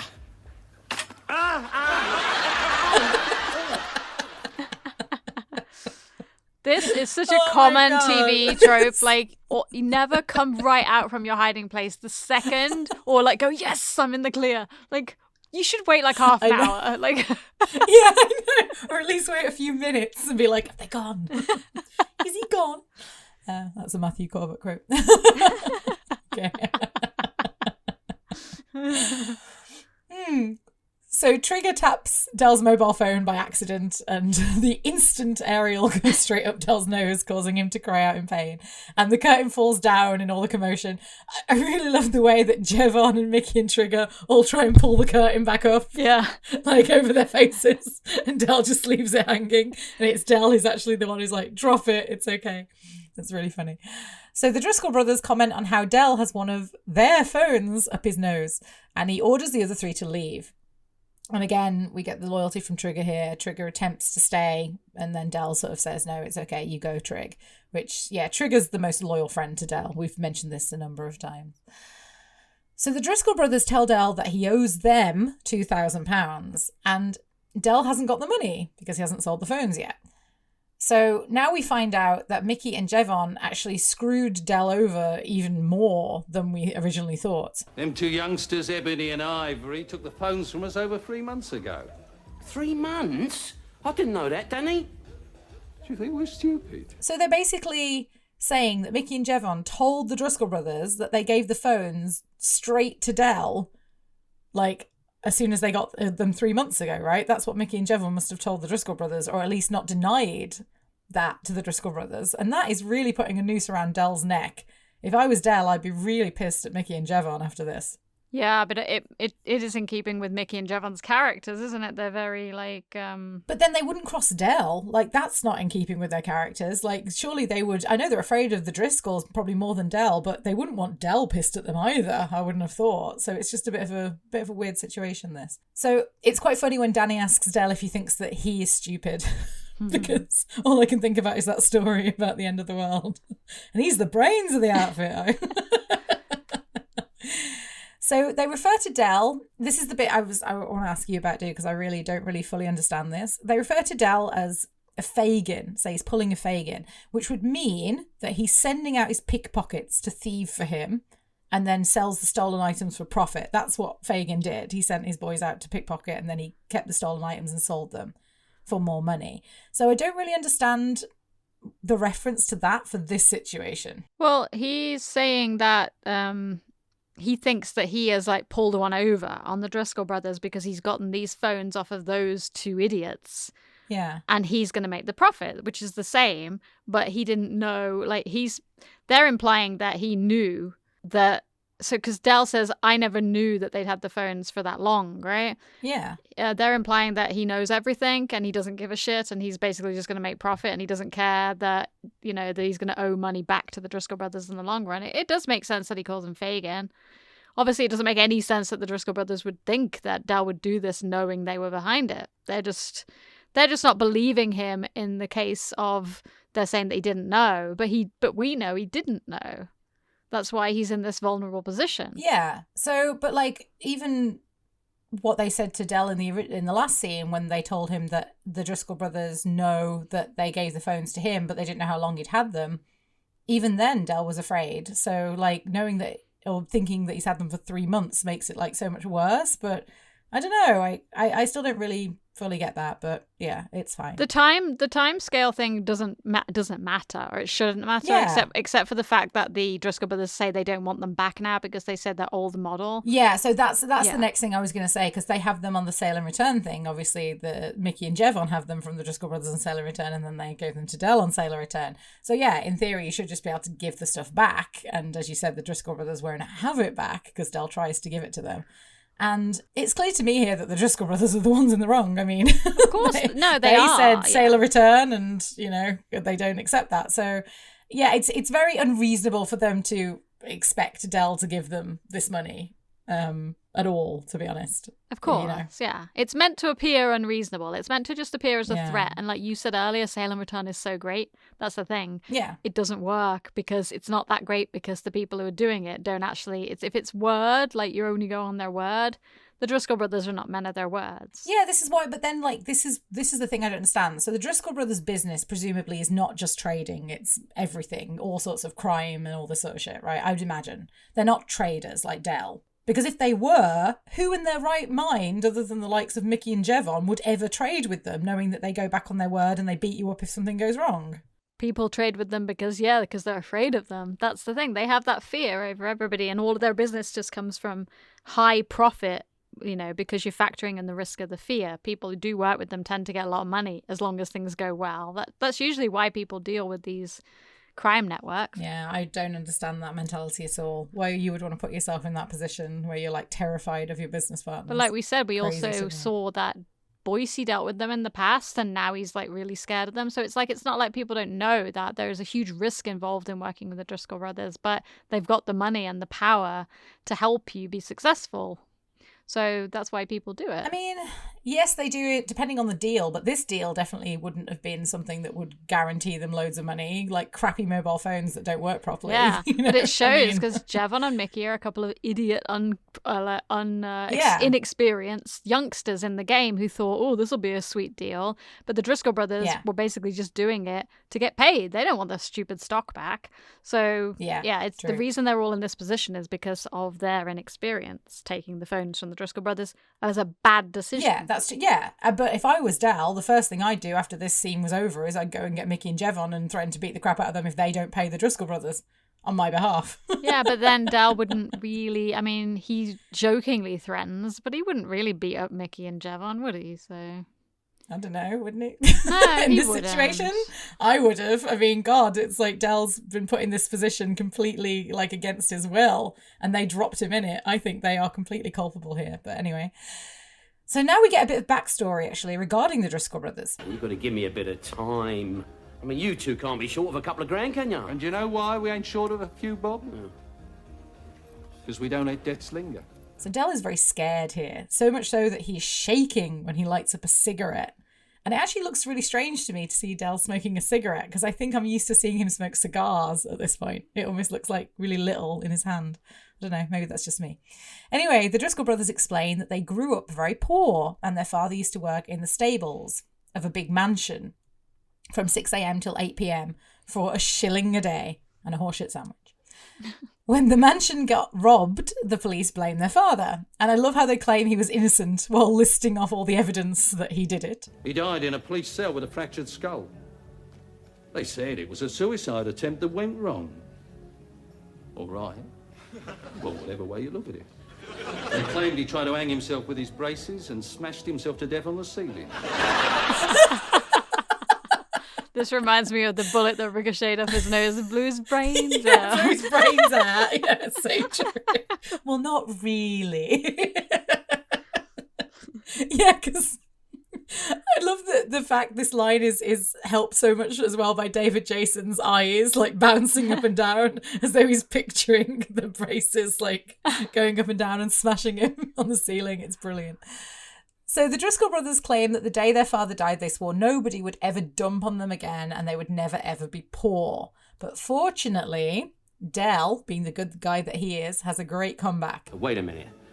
After your dad died, you two went to a young offenders home, right? Now, who was it that used to look after your old mum with, some hooky groceries and a bag of coal and all that? It was me, wasn't it, eh? Come on, you owe me. So they seem angry at the notion that they owe Del. Like, the way that he widens his eyes at Del after he says that is quite intimidating. Mm-hmm. But then Danny does agree to give Del more time to pay back the money because of this information. And it's true. Like, it sounds like Del did look after their mom when they couldn't. So they do owe him. But again, I just feel like they'd have a better relationship with Del. They've known Del all this time. He looked after their mom. I feel like Del would be someone they actually like and respect. I don't know. Maybe people like that never like and respect anybody. So they don't tell him how much time he has here, which honestly wouldn't make me feel any better because I'd want to know, oh, you've got an extra week. Like, saying you've got extra time, but we don't know how much, that's just as terrifying as running out of time in a way, because it could be tomorrow. It could be an hour from now, But it's something. Yeah, but it wouldn't make me feel better.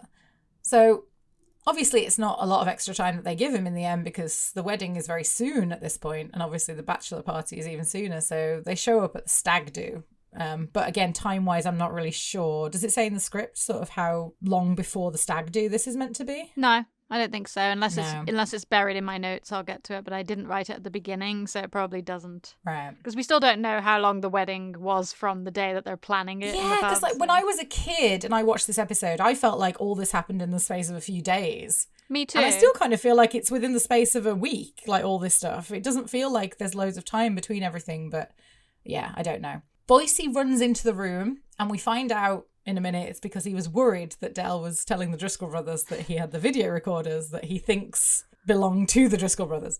But why would he go up and put himself in that situation if he thought the Driscoll brothers were going to be after him? Like, if he thought Del was telling the Driscoll brothers right now, oh, Boise's your man, he's got the video recorders, why would Boise go up to that room? It seems to me like Boise would just be like, shit, and get out of there. Well, he had the money, so he knew that he could just pay him off, I guess, and if he thought that the Driscoll brothers were after him. But then at the same time... Maybe. Yeah, why didn't he just give the money directly to the Driscoll brothers? But it's a good thing he didn't. Yeah. I mean, it doesn't matter either way, but yeah. It kind of seems like he just heard it from Mickey and Jevon, panicked, and went off looking for Del straight away to see. Well, he went up to see the Driscoll brothers. He knows the Driscoll brothers are in that room with Del. So he literally went straight to the Driscoll brothers and Del. But when he gives Del the money, he says, I'm doing this to keep the Driscoll brothers off me. So yeah, he doesn't want to deal with the Driscoll brothers. Yeah, absolutely. So yeah, I just wondered why he came up, basically. Out of fear. He was terrified of them. Yes, but then fear would usually make you run in the opposite direction from what you're afraid of, not towards it. Anyway. So Del sees an opportunity to get the video recorder money from Boise here. It's not them video recorders you sold me, is it? Yes.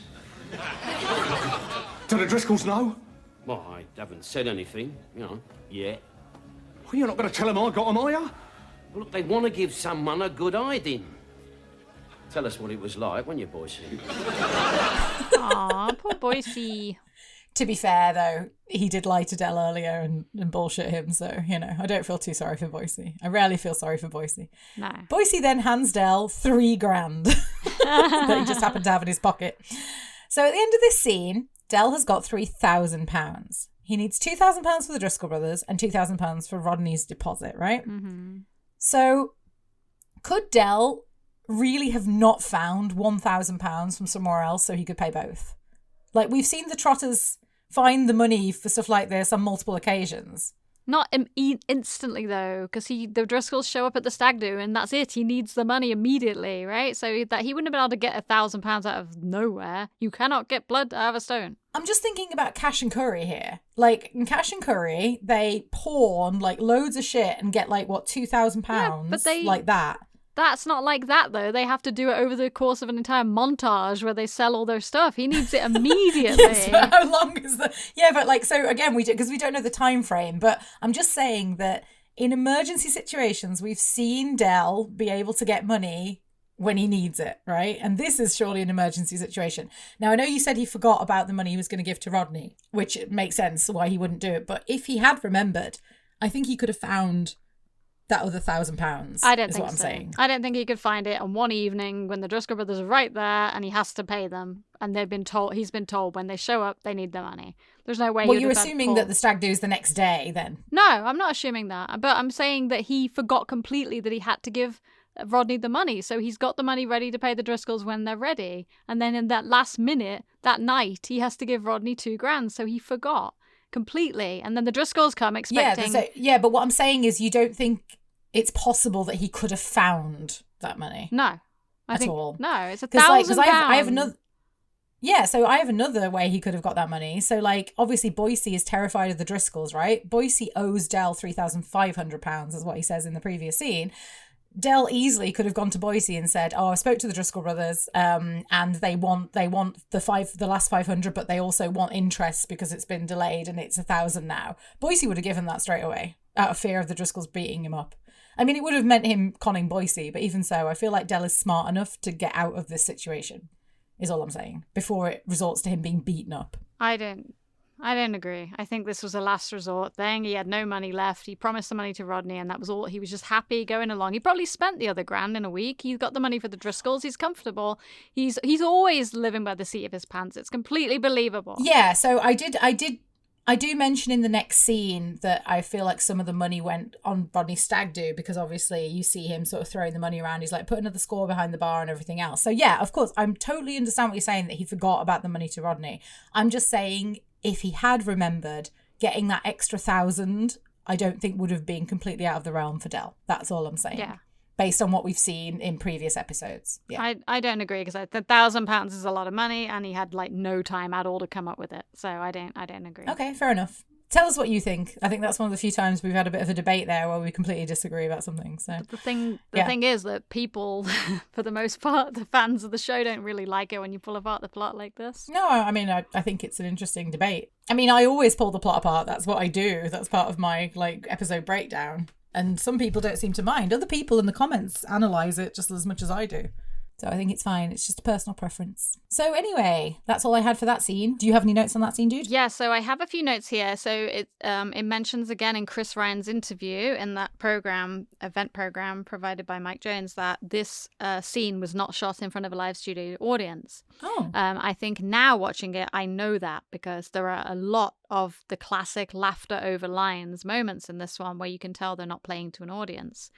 Didn't notice it when I was a kid, and I always assumed this was in front of a live studio audience. Yeah, me too. I think it's because it's got so much energy and laughter from the crowd when the curtain falls down and all the big physical comedy jokes, but it was not. So it's confirmed by Chris Ryan that it wasn't, so we know that's true. But like I said, again, there are a lot of lines that are drowned out by the laughter, especially when the serious dialogue is going on with the Driscolls talking about their father.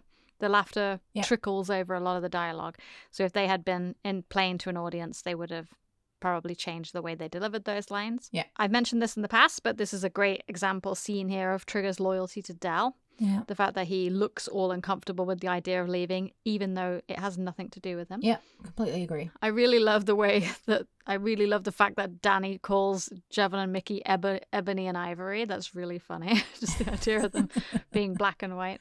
This is a note here I wrote. This is the first time I think we've seen Del in a really vulnerable position. Like you said, his hands are shaking. This is the most vulnerable we've ever seen him. It isn't normal for Del to not have the upper hand, even with threatening characters, people who are bigger than him. He's never shown fear. He wasn't afraid of Brendan O'Shaughnessy, He's never been afraid before. So that... Oh, I've got one example when he shakes, which is outside the Shamrock Club when the chair flies through the window and he's got the symbol in his hand. That's a little different because, I'm not talking about a big chase scene or a big punch up. I'm talking about a vulnerable one-on-one position where his character is afraid of another character. So, and they have history because that's established. They've known each other since they were kids. So to show that Del is actually afraid gives us that real impression that the Driscolls are actually a very frightening, intimidating pair of criminals. And in a criminal world, he is not in the top spot here. Yes. So that's the first time we've seen that. And Boise's behavior echoes this too. Boise, we have seen be a coward before. I wrote this is similar to his jumpy behavior in To Hull and Back.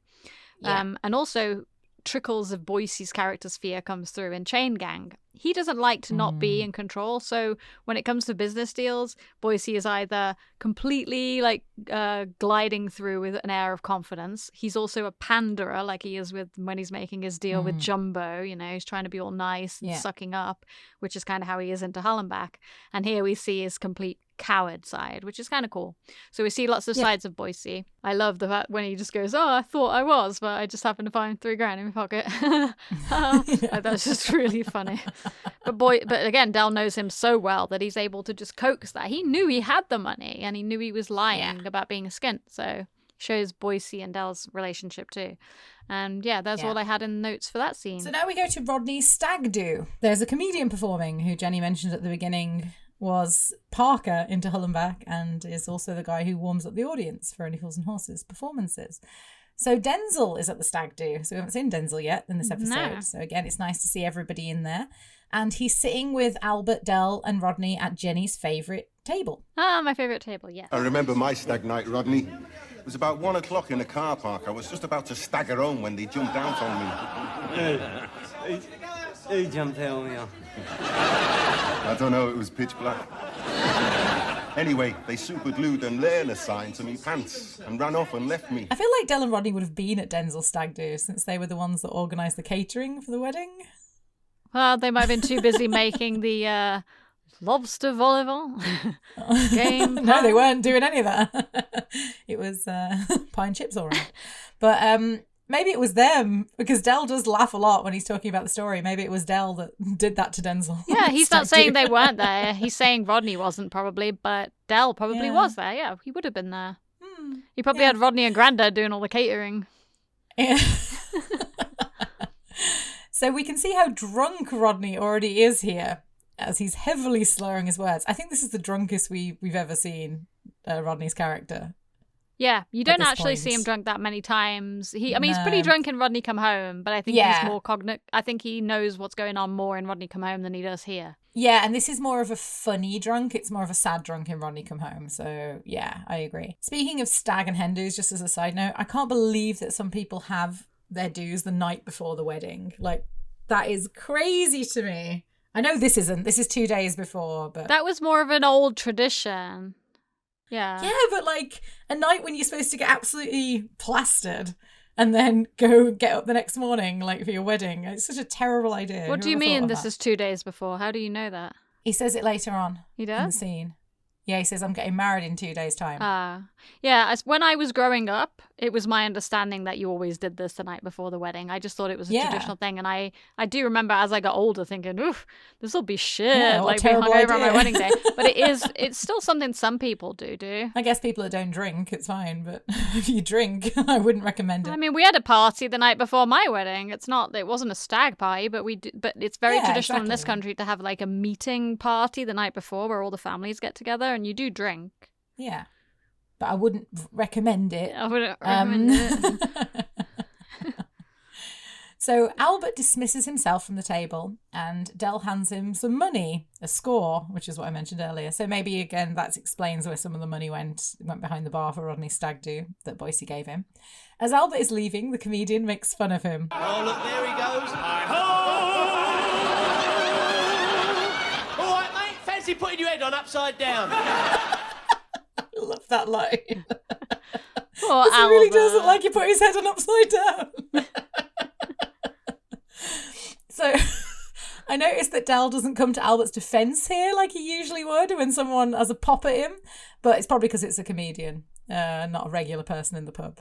Yeah, but usually Del does, right? He stands up for Albert. He goes and he does, but Albert's in the wrong unless here. It's him having a go. Yeah, because the last thing you ever want to do is take things like this personally and argue back with somebody who's just joking. Yeah. Like that's just not how it works with comedians. So yeah, Del wouldn't have done that because he understands this is just comedy. Yeah, I guess Albert probably, doesn't like stand-up comedians. I'm not sure because of the way he reacts, obviously, is just, it baits the comedian to take the piss out of you even more if you react like that. Right, So. and I would have loved to have seen Albert be his birthday self in this scene, like from Dates, rather than be cranky and old. He would have been so much more fun if he'd been like playing the piano and doing the da da da da da, like yeah, true, but then we might not have got the head on upside down joke, which I absolutely love. So they still could have done that, but they could have had Albert laugh at it. Yeah, true. Just a thought. So then the comedian begins telling a joke about a short person, just as Tony Driscoll walks in. He was so short when he wasn't that short. Actually, he was a tall fella. He was very there was this woman. I just said, I love that even the comedian knows who the Driscoll brothers are and not to mess with them. Like, they really must be, like, so well known that even the comedian knows, like, someone who presumably is not involved in the criminal underworld. So Denzel tells Del that the Driscoll brothers have come into the Nag's Head, and Del is surprisingly defiant by saying that they can wait because he's got their money. I'd have thought Del would have been straight up there, going over to them and giving them the money, but Del actually sort of tries to have a little bit of authority back here. So Denzel says something to Del here that he thanks him for, but I can't make out what it is. I'm assuming that Del told Denzel about the situation, like with the Driscoll brothers. Obviously, Rodney doesn't know, but I guess Denzel was saying like, oh, do you need my help or something? And Del says like, oh no, thanks Denzel, it's fine, I've got their money. But I don't know what he says. I don't know if you do. No, I don't. By laughter. I don't know which bit you mean even. So yeah, it's literally just after the Driscoll brothers come in and Denzel says they're here. Do you need something from me? And he goes, oh no, it's fine. They can wait, can't they? I've got their money. Like it's a little tiny bit that Denzel offers something to Del. Like I'm guessing offers his help, and Del says no, it's fine. No. Like thanks anyway, Denzel. Yeah. Anyway, you can watch it back. So now we get a very drunk Rodney showering praise on Del. Are you having a good time, Del? Yes. I'm having a blinding time, Rothers, yeah. I get married in 2 days' time. Yeah, I know that. You want to keep off the sherbet, otherwise you're going to have a hangover on your honeymoon, I tell you. Ooh, that's an awful lot of foreshadowing right there for what's to come with Rodney's character. So Rodney asks Del if they will say his middle name during the ceremony. And I think this is the first time that we the audience, realise that we don't know what Rodney and Del's middle names are. And I still don't know what Del's middle name is. Do you, dude? No, not that I can remember, no. Yeah, I don't think it's ever mentioned, is it? Presumably he has one. So Rodney continues with a very genuine but drunken speech. Oh, well, thank you, Del. Yeah. You've done everything for me and my life. It's all right. Shut up, Rodney. He looked after me when I was a kid, when I was in Nickel. Yeah, no, Rodney, I remember. Yeah. He did everything for me. I mean, if it wasn't for him, right, I could have been a drunk. Or I could have been a snoodliffer. Or anything. And I'll tell you something else about this man, right? He's given me £2,000 as a deposit for my flat. I forgot that. So this is the twist when we realise that Del is going to have to make a choice between paying the Driscolls or giving Rodney his deposit for the flat. And I think here, most people would assume that Del would pay the Driscolls. And clearly that's what Denzel assumes when Del leaves. So we get this very ominous moment here where Del is sort of walked out of the Nag's Head by the Driscoll brothers. And if you look at Del, he's clearly made his decision in this moment that he's going to let the Driscoll brothers beat him up. You can see from the way that he leaves, like he's like, you know, mentally preparing himself for what's about to happen to him with the Driscoll brothers. And I'm a little bit surprised here that Trigger doesn't look more concerned. I watched Trigger when I was rewatching it as Del walks past with the Driscolls, and he does look a little bit concerned, but, you know, based on his previous actions, I would have thought he would have, like, I don't know, gone after Del or followed, like, closely or just something. Like, it's a bit weird that he kind of just sits there and carries on watching the comedian when Del leaves like this. But I just think everybody thinks that he's fine because he's got the money, because he told Denzel there, but he's also probably told Trigger and everybody that he's fine, and he's just ready for them to come because he's got the money. So I don't think anybody would be worried at this point. It's just the way he leaves, though. That is not the walk of a man who's like, I've got your money, I'm fine. Like, he clearly is like, oh, fuck, they're going to beat me up. Like, you can tell by the way he walks, his facial expressions, everything, but hindsight, I guess. So after Del has left, Denzel is being, I guess, a pretty good friend here, and he tries to prepare Rodney for what he thinks is going to be disappointment regarding the £2,000 that Del's promised him. So again, Denzel has assumed that Del is not going to give it to Rodney and he's going to pay the Driscolls off. Listen, Rodney, sometimes people say things that they mean, and they really mean it. What do you mean? Well, sometimes they promise things and they really mean to keep that promise. But other things stop them from doing it. So Rodney bursts into laughter, leaving Denzel very confused. So yeah, quite an intense moment in this scene. And I remember feeling a lot of emotion when I was a kid, like watching Del leave the pub with the Driscoll brothers. It always sort of scared me a little bit. And again, the way that David Jason plays it is very ominous. So yeah, a very good scene here. Any notes for that scene, dude? Yeah, so I really love this scene. I love the energy of it. I love the party vibes. I personally think that Nicholas Lyndhurst's drunk acting is really good. I've seen very mixed opinions online, but the thing about acting drunk is... oh, it's hard. It's really hard, and like, people are going to perceive it differently. Some people will think it's bad because it just totally depends on your own perception of it, I guess. But I think I've seen some terrible drunk acting in shows, but you don't know that that's not how that person is when they're drunk, so you don't know. I'm the same way that when I drink, I tend to just become a lot more over the top, exaggerated and loud, which I think if I was acting drunk would be how I would act, but it would come across very fake. I have no idea what I seem like when I'm drunk, and that's the thing, you don't know. But both David Jason... Not unless you watch yourself back on a video. But even then, like, it's hard to then sort of feel that way when you're doing it because it feels natural. I think the good thing, because David Jason is also really good at acting drunk, in my opinion, even though some of the drunk things that he's done are considered to be, like, the behavior that people don't like of Del. That doesn't mean he's not good at acting drunk, because he is. Well, you think about like coming in from him announcing that he's going to marry Paula, or coming in from the Who Wants to Be a Millionaire bit, Pauline. Yeah, and in Who Wants to Be a Millionaire, the singing and like the stuff that he does with the applause. And Nick Lyndhurst is the way that he speaks and the way that he mixes up his words so naturally. He also does acting drunk in Class of 62 just a little bit, and he does that same voice that he does here, where he's kind of like, you know, slow. And I think he's good at it, so I wrote that. So a bit about Jeff Stevenson here. So yeah, PC Parker, he's obviously gotten promoted from being a policeman into being a stand-up comedian. So I wrote here a little bit about how John Sullivan and Jeff Stevenson met is in the lovely Jubbly book. Jeff says, in 1977, I was working on a sitcom pilot for Dennis Main Wilson when he introduced me to John Sullivan, who was going to be a great comedy writer. John remembered me from this meeting and recommended me to Ray Butt.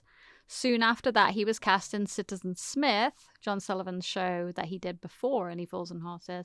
And then later he was cast as PC Parker in To Hull and Back, before getting offered the job of the warm-up comedian for the studio audiences, which is the job that he was doing when he was asked to do this. So he says here that he loved being a cast member and that he'd already been at all the rehearsals right from the start anyway. It was one of the best weeks of his career doing this scene. So his lines on the camera were actually scripted. You know, he's a stand-up comedian, but these lines were written for him.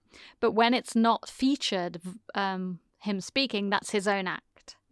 So the lines that you hear him say were written by Sullivan. Everything else you hear going on in the background is his own act. It says here, on the night that he actually filmed the episode scene, he told the audience that he was off to do a bit of overtime before he came back and appeared in his scene. So I think the energy was very high for the audience getting to see their warm-up comedian in the scene. And I wrote here that I think it was a really good choice to use Denzel for this part of the episode, because everybody is in this episode, but, you know, in their own little way. Denzel hadn't got another chance. You don't see Denzel at like the after wedding party much or at all. He might just be in the background. That's a really good point actually, too, because I think Denzel is probably the most serious. Sort of out of the four sidekick characters, if we're talking about like Mike, Boise, Trigger, and Denzel. And Denzel is the most likely to be sympathetic and quite sort of taking the reins and telling Rodney like what's going on after Del leaves in the situation. I agree. Yeah, and honestly, like, I don't think anybody could deny this. Out of all of the side characters in Only Fools and Horses, Denzel is the most realistic person. Yeah. Because, like, you've got, like, people like Boise and Trigger and Mike who are hilarious. I guess Mike is fairly realistic, but Denzel is probably the most realistic, down-to-earth character who would be like somebody who you have as an actual mate in real life. So having him in this moment, just being there to level out the insane drunkenness of Nicholas Lyndhurst and the serious storyline that then happens with Del was a really good choice, and it's his only opportunity to really be in this episode, which is really nice. I know he's in the wedding, but like not as a featured character. That is all I had for that scene. So we can move on to the bathroom. So now we are back at the flat later that night, and the lights are out in the Trotter flat, so we already know we're going to get a somber scene because they only ever do that when it's something somber. And in an episode I can't remember the name of, that they do that.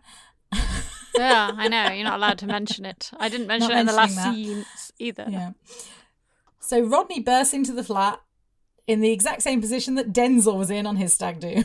He's got no trousers and he's got a learner sign attached. So I think that was a bit of foreshadowing in the previous scene. No trousers with a learner sign. I feel like they always dress Nick Lyndhurst in these funny outfits. I know we've spoken about this before, but I feel like he gets if you went through every episode and sort of listed like every time there's a wacky outfit or someone has to like have the trousers off or something, I feel like Nick Lyndhurst would always win because he seems to have it the most out of everybody. So Rodney's furious and looking for Del because Denzel has told him that he will not be able to give him the £2,000 for the deposit for the flat, which it is a really nice thing of Denzel to do.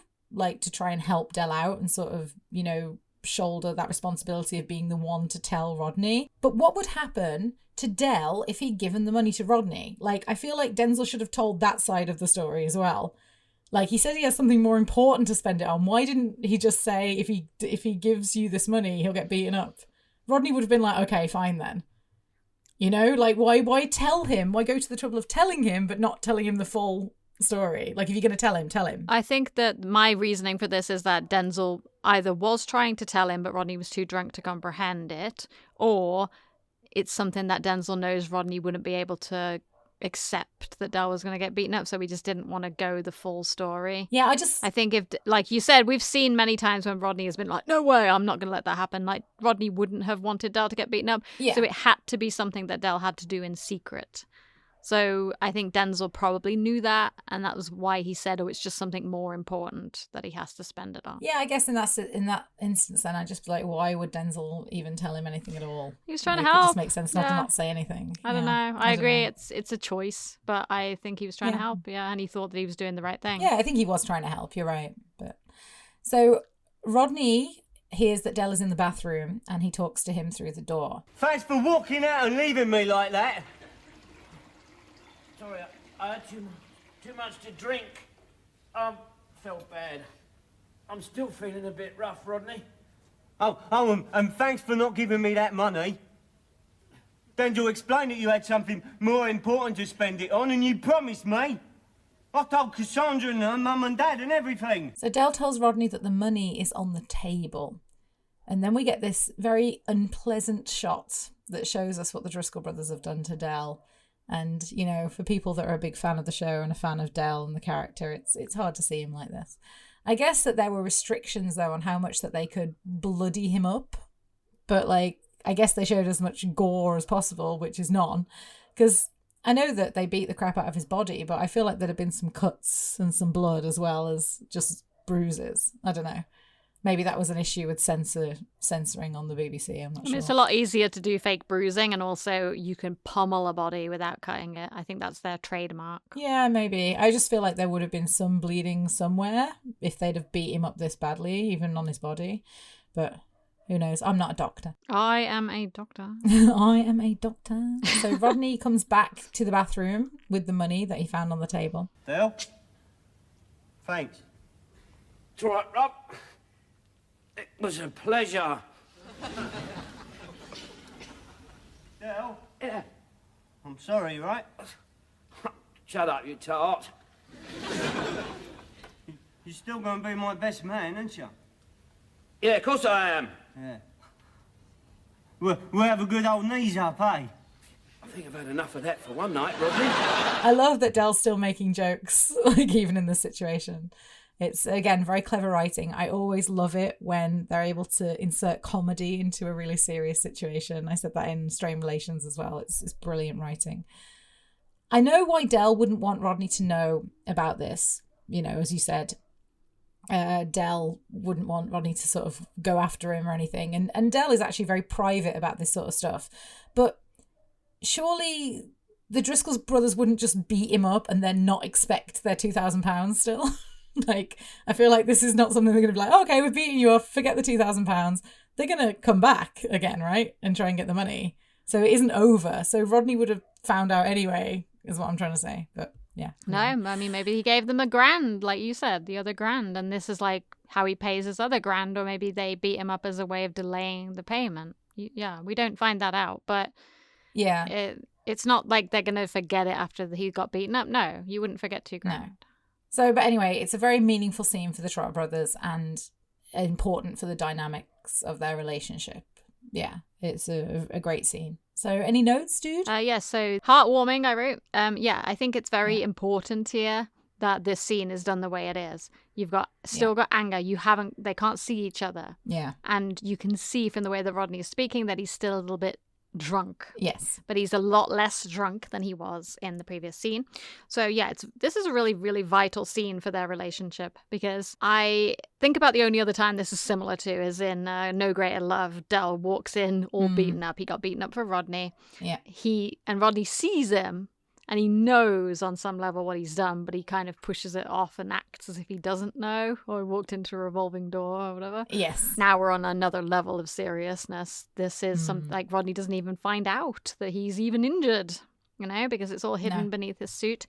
And obviously, this is just a big metaphor for the fact that Del has had to wear armor for his whole life to protect Rodney, and Rodney doesn't even know what he's been through to protect him over all these years. Yeah. So this is the beginning of that. And yeah, like you say, if you're a big fan of the show and you know the characters well, this will mean a lot to you to know that Del did this to protect Rodney. And that's all I wrote, except for the fact that The bathroom set was designed in a scrambling rush.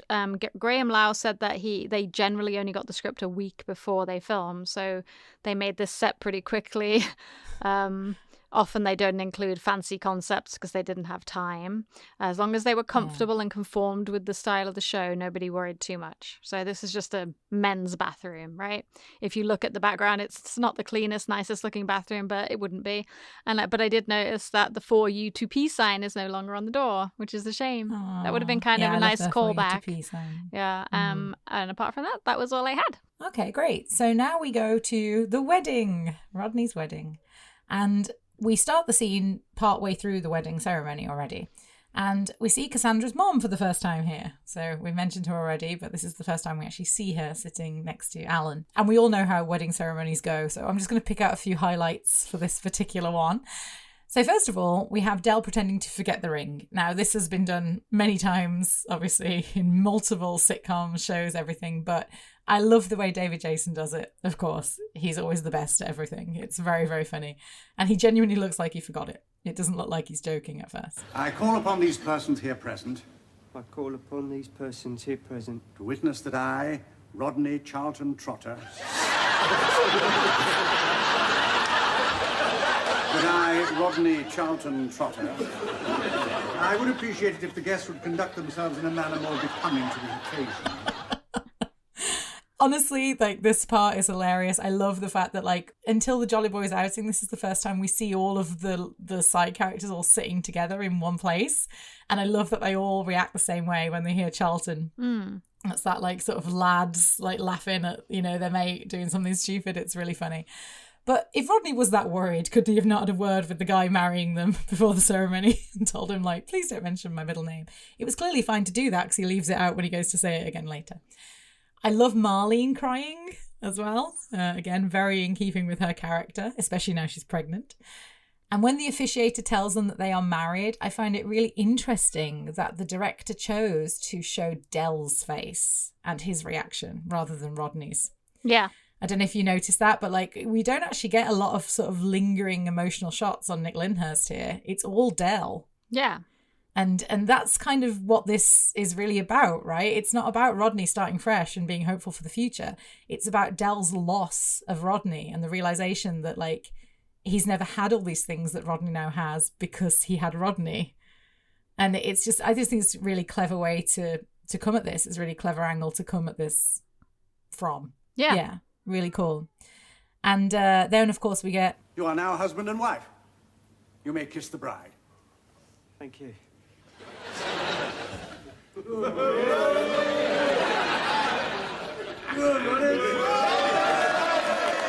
This is actually something I really miss in Hong Kong.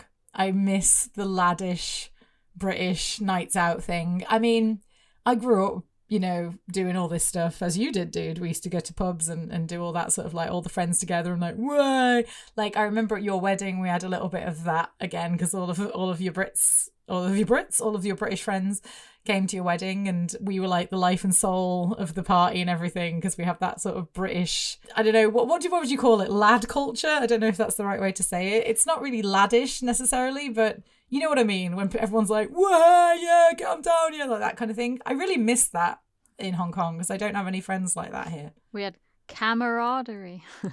Yeah, exactly. I don't know how to explain it either. It's not that I haven't. Yeah, like it's different. It's totally different. Yeah, when you live in another country, and also there's a big difference between friends that you grew up with to newer friends you have. But yeah, you can still have fun with newer friends. But yeah, if you say you don't have that, it's very hard for me because I've moved so many times. It's very hard for me to make friends like I had when I was younger. So I mean, don't get me wrong. I've got very close friends in Hong Kong. I'm definitely not saying that. It's just that they're not. We don't have that kind of friendship where we're all like, yeah, we're like, you know, that kind of like, you feel like you can really let go and like no one's going to judge you for being like a bit loud and a bit crazy. You know, I don't have that really anymore. But then of course I'm older as well. Yeah, you're older and there's a cultural difference, but yeah. Yeah. So after they, you know, kiss and get married, pronounced man and wife, then the song Where Is the Love by Mika Paris and Will Downing plays over the registry being signed by Rodney and Cassandra before we go to the wedding reception. And that song, even to this day, every time I hear it, makes me feel so nostalgic. I always think I feel like a kid again every time I hear that. Where is the love? Where is the love? Where is the love? Yeah. So that's all I had for that scene. Yeah. So the wedding, because I think they did it very well. It could easily have been a very dragged out scene, and it wasn't. Like you say, they didn't do the whole thing. They do it quite quick. They have a really cool way of just packing tons of people into that room, and you do have obviously the class divide, because that gets highlighted by the fact that Rodney's friends are fun and rowdy, and Cassandra's family or whatever are all prim and proper. Or look over at them like, ugh. But I feel like Alan awful. should have been on the Trotter side, really. I think he does look over sort of like, oh man, I wish, like a little bit.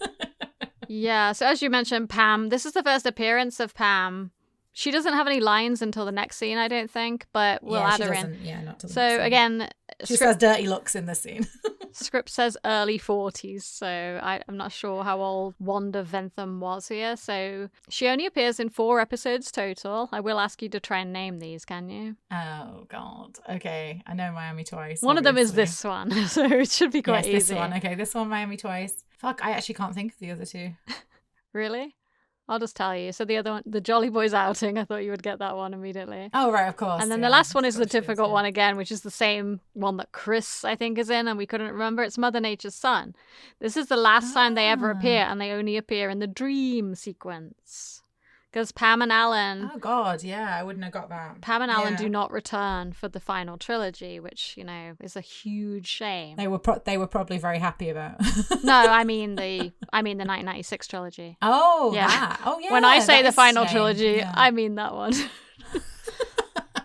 That's just because my brain is trying to block the other one out. But yeah, fair enough. So, but I do think that they would have been great in the 1996 trilogy. Yeah, because they were series regulars by then. I'm not sure if we have a reason that we'll come to when we get to those episodes that we know why they didn't come back in those episodes. Because again, Cassandra becomes a millionaire, so it would make sense that I would have loved just a scene, even if it had only been like a moment in the montage showing them all together or something. But still, doesn't matter. Well-known fact about Wanda Ventham is that she is Benedict Cumberbatch's mom.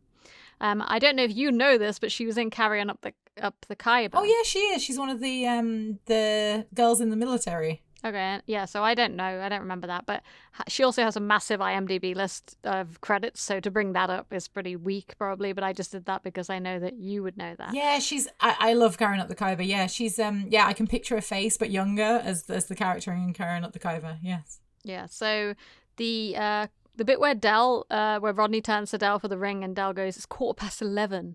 That is not in the script. So that was just something that David Jason maybe added. I don't know. The registrar was played by Derek Benfield, who had a very big part in Hetty Wainthropp Investigates and a TV show from the 70s called The Brothers, but he also has a big list of credits. This is the scene where I said you can see on the registry that it says Cassandra is 21. Yes. Again, like I know we've been bewildered by this fact because it says Rodney's 26 here. I thought that he said in Yuppie Love, I'm 27 years old. So I guess he was rounding up. I don't know, but I thought that if that's not a quote, then maybe I'm wrong, but I'm pretty sure I remember writing that down because he says it. It says, for just continuity purposes, the date of their wedding is January 25th, 1989. So we can put that in the continuity notes. Graham Lau said that the design of this set was based off the registry office in Acton Hall, which he passed every day on his way to work. And we mentioned it in the opening trivia, but yeah, I couldn't see much else. I tried to study the page on the registrar, but it does say that Reg Trotter, the father of the groom, is a porter. It's hard to read, at least on my laptop screen, because I'm just watching the MP4 file, so it's kind of hard, but I was able to see that is true. It does say porter. Does it say Rodney's date of birth on there? If someone has a clearer image of it. It probably does say his date of birth, but it also says, because it just says age, you can see very clearly age. Cassandra Louise Parry is 21 and Rodney Charlton Trotter is 26. But yeah. Yeah. Just can't picture it. Cannot imagine that Cassandra's only 21. No. It just seems... Agreed. It's not how she looks. Like I say, it's completely to do with her personality. It's her character. She just doesn't seem to me like a 21-year-old woman. But no. Yeah. That is it for that little bit. And then we move on to the reception. Okay, so now we go to the reception.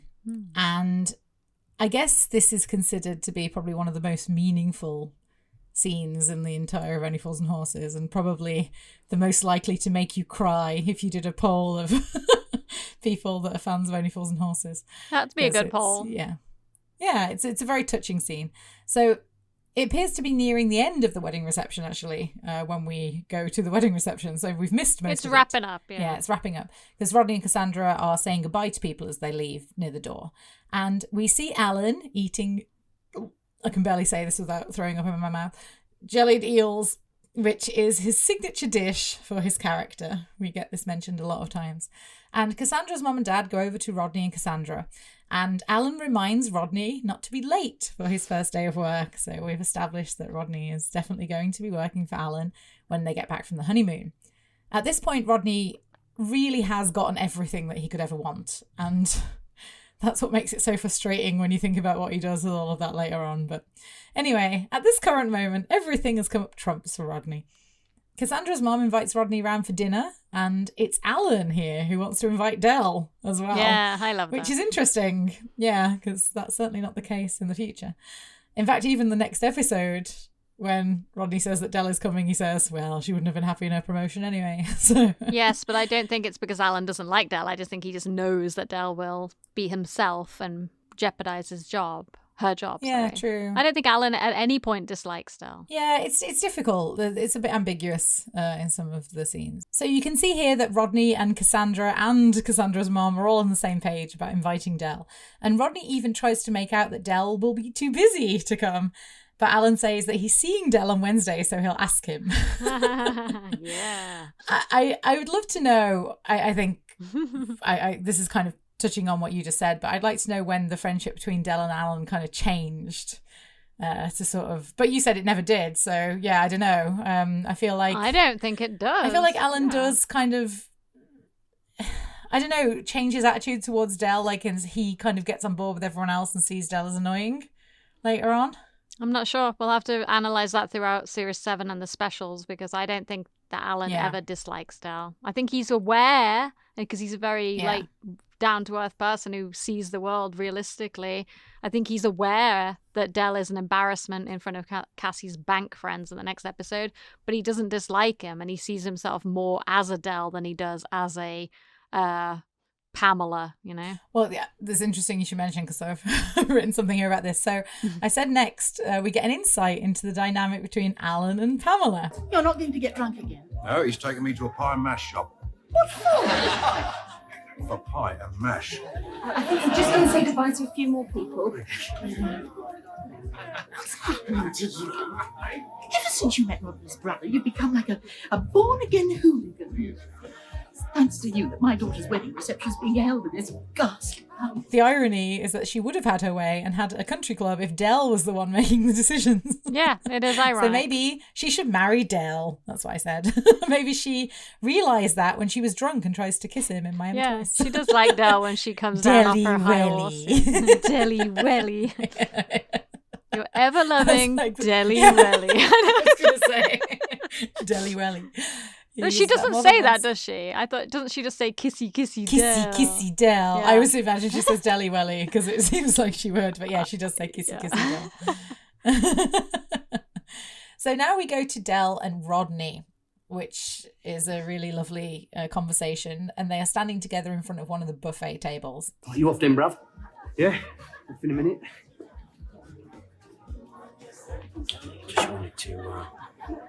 Just wanted to say, Rodney, that I'm really very proud of you. You got it all now, haven't you? New job, new flat, new wife, new life. So they reminisce about the years that they've spent together, having some right laughs and a couple of tears, which I really like. And then Del says, I just wish Granddad and Mum could... Oh, no, shut up. Here's me going. So Rodney hugs Del dramatically with full of emotion, which causes Del some pain due to the Driscoll brother injuries that he has. And Del makes excuses that he has some bruises, but he doesn't know where he got them from. So yeah, again, fibbing to protect Rodney. And Cassandra comes over and also hugs Del dramatically, which causes him pain again. So Del asks Cassandra to be gentle with Rodney as they leave for their honeymoon, which is quite funny. So as they're leaving, the Simply Red song comes on, Holding Back the Years. So that's going to be in the background, so I won't be able to put any of these quotes in, unfortunately, because that song got blocked on copyright when I played 3 seconds of it in the intro episode that we did for the podcast. So yes, I won't be able to put any quotes in here. So we get this really lovely, long, lingering shots of Del and Rodney looking at each other as Rodney's leaving the room. And again, it's just so clever the way that it's filmed, because they've almost made Del, the way they frame Del's shot, as though he looks a little bit disheveled. I think it's because they close up on Rodney's face, but they show most of Del's body. And it's a very clever way to frame it, because it does make Del look sort of very emotional and Rodney very intense. Almost like he feels guilty for leaving him, which I think he does in this moment. So yeah, it's a great shot. And their changing relationship, is the emotional crux of this episode. But Del having to let go of Rodney to go to a better life than he could ever hope to have is really very hard for Del, which, I think is expertly shown here. So Marlene comes over to lighten the mood, laughing about Rodney's middle name, which is, nice bit of light-hearted comedy here. And we see that Duke is at the wedding reception, which is pretty funny. That is hilarious. Up on the table. Yeah. If they'd had the wedding reception in a country club, I don't think they would have been able to bring him. So it's nice. And again, it's sort of showing that Marlene still thinks of Duke as like a child. She brings him to the wedding, and yeah, I mean, that's probably why they wrote Duke out, because once they had the baby, it's probably harder to sort of keep him in it. And Marlene goes on to ask Del about his past relationships and why he never got married. And Del says that it was probably because of Rodney, because he had to look after him. And Marlene says that Del was like a mother and a father to Rodney, which I think is very true. And Del says that all the women that he was engaged to wanted to get married, but they didn't want to bring Rodney up. And I guess Marlene was one of those girls too, as we find out that they dated. But I know there's I don't like that, so I'm going to I know. I'm going to ignore that. But yeah, technically, if we're going on continuity. Anyway, I think that this really hits home in this episode, just how much Del has sacrificed for Rodney over the years. I don't think we really sort of see just how much Del has done, really see it until this episode, which is what makes it so meaningful. And then Marlene tells Del that he should be very proud of himself because Rodney turned out a real good un, which I like. And then they're having this lovely moment and Boyce interrupts by asking Marlene to leave and telling Del that he's going to come and see him because of what the Chinese kid has done to the video recorders. I mean, they're already broken, so I can't imagine what he could have done to make that worse. I guess they exploded, maybe. I don't know. Yeah. And I love this. Marlene kisses Del goodbye in a very long and passionate way. It's really funny. I'd imagine Boyce is just so used to seeing this by now. Del and Marlene having these long, passionate kisses that he barely even, notices, really. So after Boyce and Marlene leave, it's just Del and Albert remaining in the room. And it's just for a moment, Albert looks over at Del and I guess he senses that he wants to be on his own because he just looks at him and then he kind of, leaves the room slowly so Del can be alone. And this is a very touching moment here where Del picks up the groom from the wedding cake. And, with the song playing and the way that the camera zooms out and sort of goes above Del and looks down on him, it's just really amplifying the loneliness that he kind of finds himself in now. I think it's really meaningful. Obviously everyone, this is so famous with the song playing and everything that's shot, but it's wonderful. It's so well done.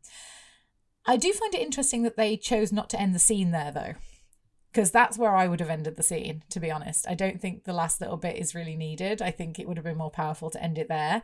So Mike comes back in, realising that Del is having a moment, and decides to tell him that Alan is feeling a bit unwell. And Del says that he told him not to have all those jellied eels, which he did actually tell him to have more of them, so that's quite funny. But Mike says that he needs to lock up, and Del thanks him for a lovely do.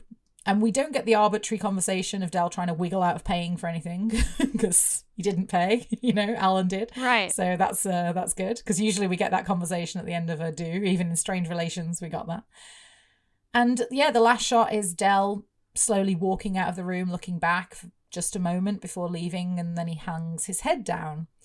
So it's a very emotional scene. But yeah, me personally, I would have ended it when Del had the groom and he was on his own in the room and the camera kind of went up. That, I think, is the most powerful moment of the scene, personally. I never really thought about that, but yeah, I kind of agree. I think I'm not sure if I really remembered that the bit with Mike is after that. I kind of would have maybe thought the scene does end on the fading out, like the pulling out shot. Yeah. So yeah, it wasn't necessary except for the fact that it does one thing, which is show us that Del is still kind of joking around after this. Yeah. So he's still himself and still putting on the act of I'm fine, because he talks to Mike and be like, like he does his classic, like, told him not to have the joke, because he does that often. Yeah. But yeah, that's pretty much all it does. It could have been without it, and it probably would have maybe had a bit more impact. But yeah.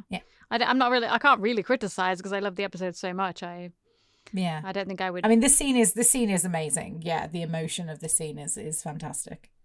Yeah, so Holding Back the Years had come out in 1985, so yeah, it was like 4 or 5 years.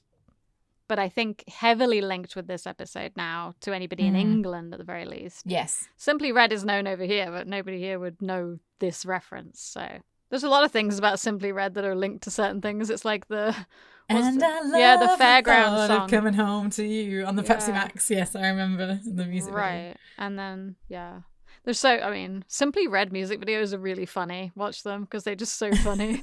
the one for what's it called? The song that goes, I wanna fall from the stars. That video is absolutely hilarious. The way that he keeps falling across the screen.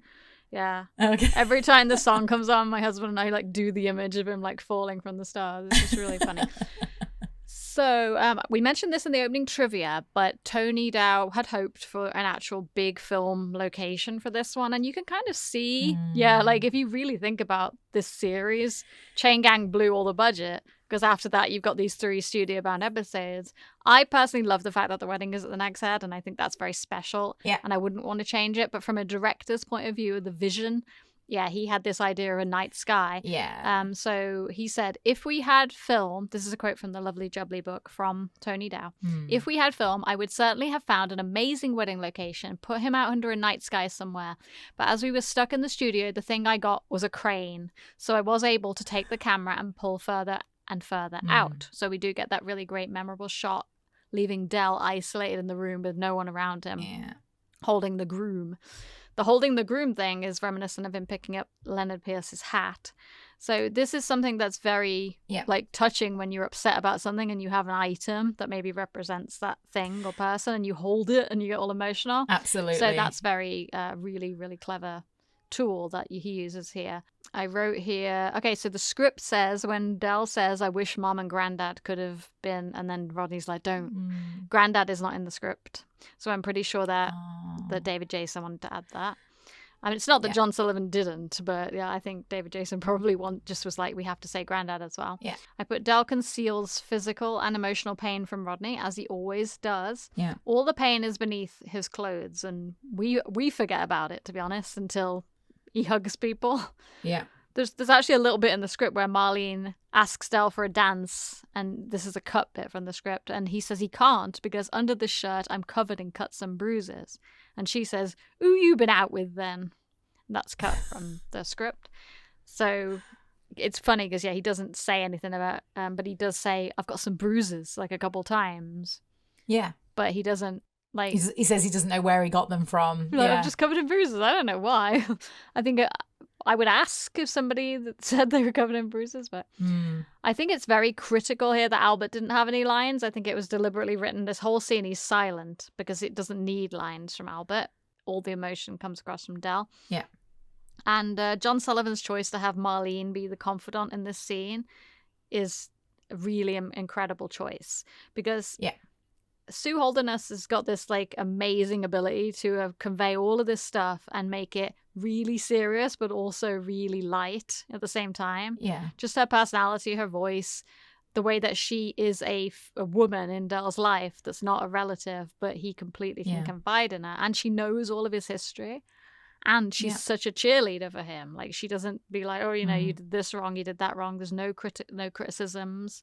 She's just fully in support of everything he's done and how wonderful Rodney turned out. It's not a joke either. No. Like, if it had been one of his friends, it would have been like a joke. Yeah, you're right. I think having a woman have this conversation with him, talking about his past romances and everything, I think it needed to be a woman. You're right. And I think it needed to be Marlene. I completely agree with you. She's the only person that he could have had that conversation with, or the only person that could have asked him about his past, because none of the guys would have done that in this situation. Yeah, because he doesn't have a strong female presence in his life anymore, so she's the closest thing to a mom, even though, you know, he's obviously attracted to Marlene, but she is the closest thing to a mom, and she's the mature woman. She's not Cassandra. So and again, having a woman talking to Dell in this moment, not being a relationship, shows that's missing in his life again.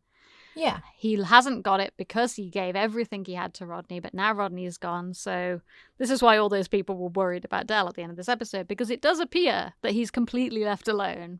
And then this shot emphasizes that. So, yeah. I mean, even the next scene with Albert not being home and being out with Elsie Partridge is like, Dell's even more alone. Like, you'd at least think he had like Grandad or Albert, but now he doesn't even have them because Albert's out gallivanting. Like I said, though, everybody gets a full circle except Dell. So the end of this episode could have been the finale, the very end. It could have been. Yeah. But we would have been left feeling bad for Dell. So it's good that it wasn't. So yeah, that's pretty much all I had for that scene. Okay, great. So now we go to the last scene of the episode, which is back in the flat. The lights are out again because Dell is just arriving home and the phone is ringing. So Rodney has come back off his honeymoon by this point. So I'm guessing this is about 2 weeks after the wedding. I guess they went away for about a week. The script something says like that. 2 weeks later. Or just say. Yeah. 2 weeks later, yeah. Dell answers the phone and it's Albert calling to tell Dell that he's at Elsie Partridge's house. Wink, wink. So their relationship is in full swing now. And actually, we kind of forget about this after this episode, don't we? And, Albert and Elsie Partridge, they're not really mentioned again until the 3 2000s episodes. Right, yeah. She's not mentioned, I don't think, again. Yeah, and then he goes and hits on Dora. Yeah, exactly. So, yeah, it's weird they kind of just took her out of it and didn't really explain, because it seems that they're getting close, you know, by this point in Series 6. So we get some exposition that Rodney's back and has already started his new job because Dell saw him racing off to work on his bike. Yeah. I feel like the bike was a deliberate decision to make Rodney funnier, like that, so he couldn't like afford a car, and maybe like a way to further emasculate him later on in the marriage, because the bike does come up again, and like we show, you know, after he's had that big argument with Cassandra, and then he like goes off on his bike afterwards. I don't know. I feel like it's another way to kind of make Rodney look like a smaller man. The honeymoon? Yeah, I think that went all right. Yeah, he was as white as a sheet. Yeah. You what? Oh, yeah, you're off down to Legion tonight, are you? Me? No, well, I'm alone. Well, no, I'm not alone, really. I mean, it's the way I'd like it to be. So again, Dell showing some vulnerability to Albert here. Yeah. Which is great, because again, it shows now that Dell really does trust Albert and thinks of Albert, you know, in the same way that he thought of Grandad, and that's really good that we've sort of come to that point in their relationship. And Albert actually offers to take Dell to Domino's with him, but Dell declines. So it's really nice that Albert does that. And the call finishes, and we get this deafening moment of silence where Dell looks around the flat and again just looks very somber. He's, you know, lingering, sort of pulling these sort of like, oh well, facial expressions, you know, and it's again quite heartbreaking. But then we hear Rodney entering. All right. Yeah. Terrific, Rodney. Oh. I am exhausted. Yeah, you look a bit cream-crackered. What is it, executive stress, is it? Oh, it's that bike. So we find out that Dell is actually the one who gave Rodney the bike, and it's been in the garage for years, and Dell doesn't remember where he got it from. So Rodney's making himself at home in the flat when Del decides to say something to him of some importance. Can I say something to you, Rodney? Something that may hold you in good stead in the, in the future? Yeah, go on then. It's just that... Well, how can I put it? You don't live here no more.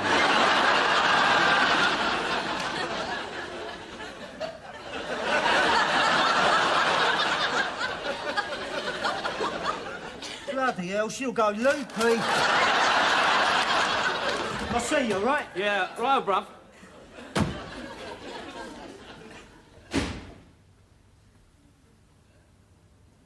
What a plonker.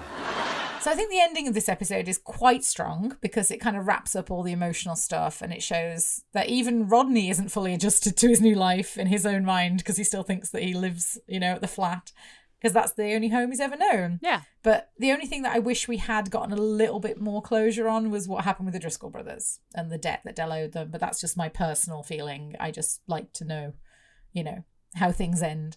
But overall, a very meaningful episode with lots of story and character development is what I wrote. Yeah, I don't really mind that we don't find out with the Driscoll brothers because to me that's over after Del gets beaten up. I know we don't understand exactly what happened, but I personally don't feel like we need to. Mm-hmm. I wrote, as much as I'm glad it's not, this could have been the last episode, ends on the perfect line and gag type. It's Del ridiculing Rodney with a classic line, Rodney being a plonker, and it's fine. It would have been fine, as much as I'm glad it's not. Yes. And it says in Lovely Jubbly, it says Del's sheepskin coat is his armour that he's wearing. It says that. So I think that's a great observation because it's very true that he needs something to feel normal. For me, the echoing loneliness and emptiness of the flat is hard to see. As an adult that feels that often in my life, like that being alone, as much as I like time alone, sometimes it's not nice. It's like I have always been one of these people that when I come into a dark room and turn all the lights on, I try to make it warm and homely quickly. Like I'm put the TV on, make it warm. I've never liked walking into dark rooms and dark houses and stuff. So this scene obviously made a lot of people feel very sad and concerned about Del's character. Yeah. And he says he's happy to be alone, but he's obviously not. So But it sets us up perfectly for the next episode in the next series where he does get a woman in his life and into the flat to replace. And of course, Del is far from alone in the Jolly Boys outing. Everybody's there. Exactly, yeah. And he's his normal self again at the beginning of the Jolly Boys outing. So, knowing all that, I'm fine. I mean, it's a period of adjustment, isn't it? When you have a big change in your life like this, it can feel very scary at first. I mean, my first year in Hong Kong, I have a diary from back then, and I was miserable. Like, I was really homesick the whole first year that I was here. Right. Now, 18 years later, I'm fine. I mean, not that it took I was fine, after 2 years. 18 years? It took me 18 years to get to here. Yeah, I know, me too. Yeah, I was very lonely my first few years here and, I still do have struggles with loneliness. So I think that's why this episode probably is very poignant for both of us. Absolutely. But yeah, that's all I had really. I mean, I do think this scene is very important to wrap it up, but the best scene of the episode was the wedding. So yeah, that's I'll it. Keep holding on. Blocked. That's the only way we're going to get this song into the episode because can't do it. Copyright. Okay, so if that's everything, let's move on to our awards segment. We've won! What are you going on about, Rodders? We've won! Okay, so as always, we have 3 awards to announce this week, and we will start with Plonker of the Week. Are you two going to be plonkers for the rest of your lives? So for Plonker of the Week, we each nominate a plonker, and we decide who wins. So, dude, who's your nomination for Plonker of the Week? So this week, I decided to nominate Mickey and Jevon as the plonkers because they dropped Del right in it. Yeah, this is kind of, for me, a little bit of an obvious plonker of the week. It's plonkers. Yeah. I know we've said Mickey Pierce has pretty much been the plonker in every episode that he's in, but he's written that way. And this is one of the biggest plonkers examples for Mickey because he really is the... Did you also choose Mickey and Jevon as well then? I did put Mickey and Jevon. Yeah, I think it's pretty indisputable in this episode that they are the ones that caused this conflict for Del and basically they got Del beaten up. Yeah, so. I mean, they put Del in a position of vulnerability without him even knowing what he was doing. Because we saw in, was it Sickness and Wealth, that they're starting their own business, like it's kind of obvious that they're going to fuck up a lot because they're Mickey and Jevon. I mean, we don't know anything really about Jevon, but we know Mickey is going to mess up. So yeah, Mickey and Jevon, without a doubt, are Pelunkers of the week. My goodness. Oh, bloody hell. Okay, so this week Heather will award the best line of the episode and I will award the best moment. So what have you chosen for best line? I'm going to go ahead and assume you've probably got several nominations like you normally do. Yeah, I do. I actually found this quite difficult though, because again, usually I choose best line based on sort of how funny it is. Yeah. And don't get me wrong, there are some that I find very funny, but I don't think there's like a famous one-liner from this episode that everyone's like, oh my God, that line, like there is from, say, Danger UXD. So, here's a few and you can help me choose. So the first one is the comedian's line, fancy putting your head on upside down, because I just find that really funny. Great observational humour.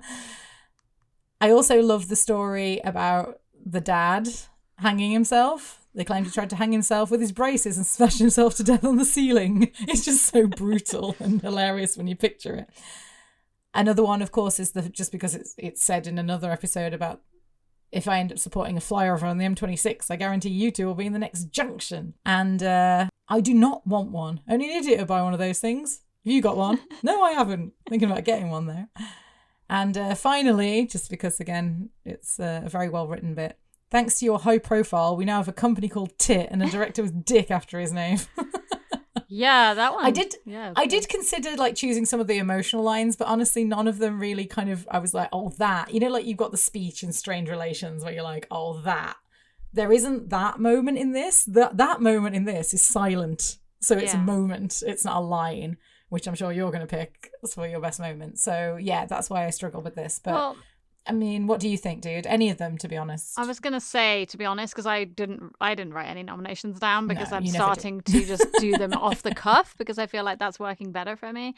I was going to say that if I was doing best line, I would have still chosen the silent moment between Del and Rodney as the best line because it actually seems like a line without there being any words. Just the moment you mean when Rodney's at the door and Del's looking at him? When they look at each other for just that extended moment. It seems like a line without words because, I mean, I am going to put it as the best moment because I think that moment is, I mean, I think the end with the panning out of the camera is a great moment too, but I feel like the best, most strongest moment of the episode is just the look that they have without saying anything. But I think it could also be the best line if you wanted to do it in that way.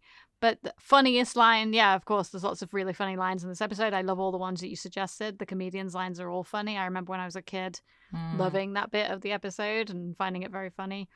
So, yeah, it's up to you, really. I think the best moment is obvious, yeah. Well, I'm going to give it to Fancy Putting Your Head on Upside Down then, because I think that's brilliant.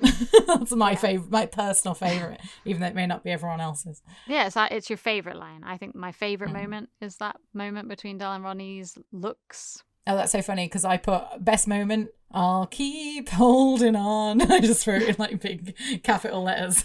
You mean the panning out of the camera? I mean the panning out bit. I choose that as the best moment just because that is, for me, when I was a kid and as an adult, when I let myself go, that is the moment that tears me up the most. Because I can feel what Del is feeling in that moment. Yeah, if you have a moment, like if, like you said, you could do a poll of which are the saddest moments or maybe the most emotional moments, because it's not sad in the same way that Leonard Pierce's funeral. No. I mean, Grandad's funeral, which was really Leonard Pierce's funeral. Yeah. It's not sad in the same way. So no, you could, if you can poll the moments that make you cry the most. There's one other moment I can think of that I would put in, like, which is, I guess, Rodney's, the miscarriage, and then Rodney's scene in the lift with Del in Time in Our Hands. Yeah. And then, of course, the end of Time in Our Hands would also be a tear-jerking moment, I would have thought. It can be. And there's also the speech at the end of 3 Men, a Woman and a Baby with Del talking to his mom. Right. There's others. I mean, we could do a poll at some point, but then we'd have to have people set other for things that we don't even think of because there's bound to be some. But for me, this is happy sad. It's not just sad. It's because Del has everything he essentially ever wanted here. He wanted Rodney to be successful, new job, new life, new wife. He wanted all of this for Rodney. So it's not sad in the same way that Grandad's death is sad. of course. No, it's for me, it's the sadness that Del would feel, because I am just like Del. Like, I would feel this way too, and I'd be like, oh, but I can't have, like, I'm never going to have any of that stuff now because it's too late for me. Like, that's kind of what I think Del is thinking in this moment, and I would also feel like, of course, it's not too late for Del. We find out, obviously, he does have a kid and everything, but you'd feel like that in that moment. I was going to say that the fact that we know Del gets all that. Yeah, he gets all of the success that he wants, and the woman and the baby and everything. So yeah, we know it's not the end for him. So maybe that helps take some of the sting out. If this had been the last episode, maybe we would feel differently, and our podcast would be over. So yeah, it's good that it's not. Oh my god. I know, so much quicker than we were expecting. But yeah. So are we happy with our awards? I think so, dude. Yes. Okay, so then if there is nothing else, then drink up, we're leaving. Okay, so that about wraps it up for this week. Join us in 2 weeks when we'll be discussing part 1 of the 1989 Christmas special, The Jolly Boys Outing. Until then... Pack up your troubles and come along. Well, I should dreamy and life's a song. In Honolulu across the sea, making wakey-wacky down in Waikiki. Au revoir, listeners. If you like what you hear and want to contact us, you can email us at longlivehookystreetpodcast@gmail.com. All one word, no spaces. Please like the video and subscribe. You can also find us on Spotify, Apple Podcasts, Pocket Casts, iHeart, Instagram, Facebook, and please use the link in the description for our Buy Me a Coffee. Bonjour.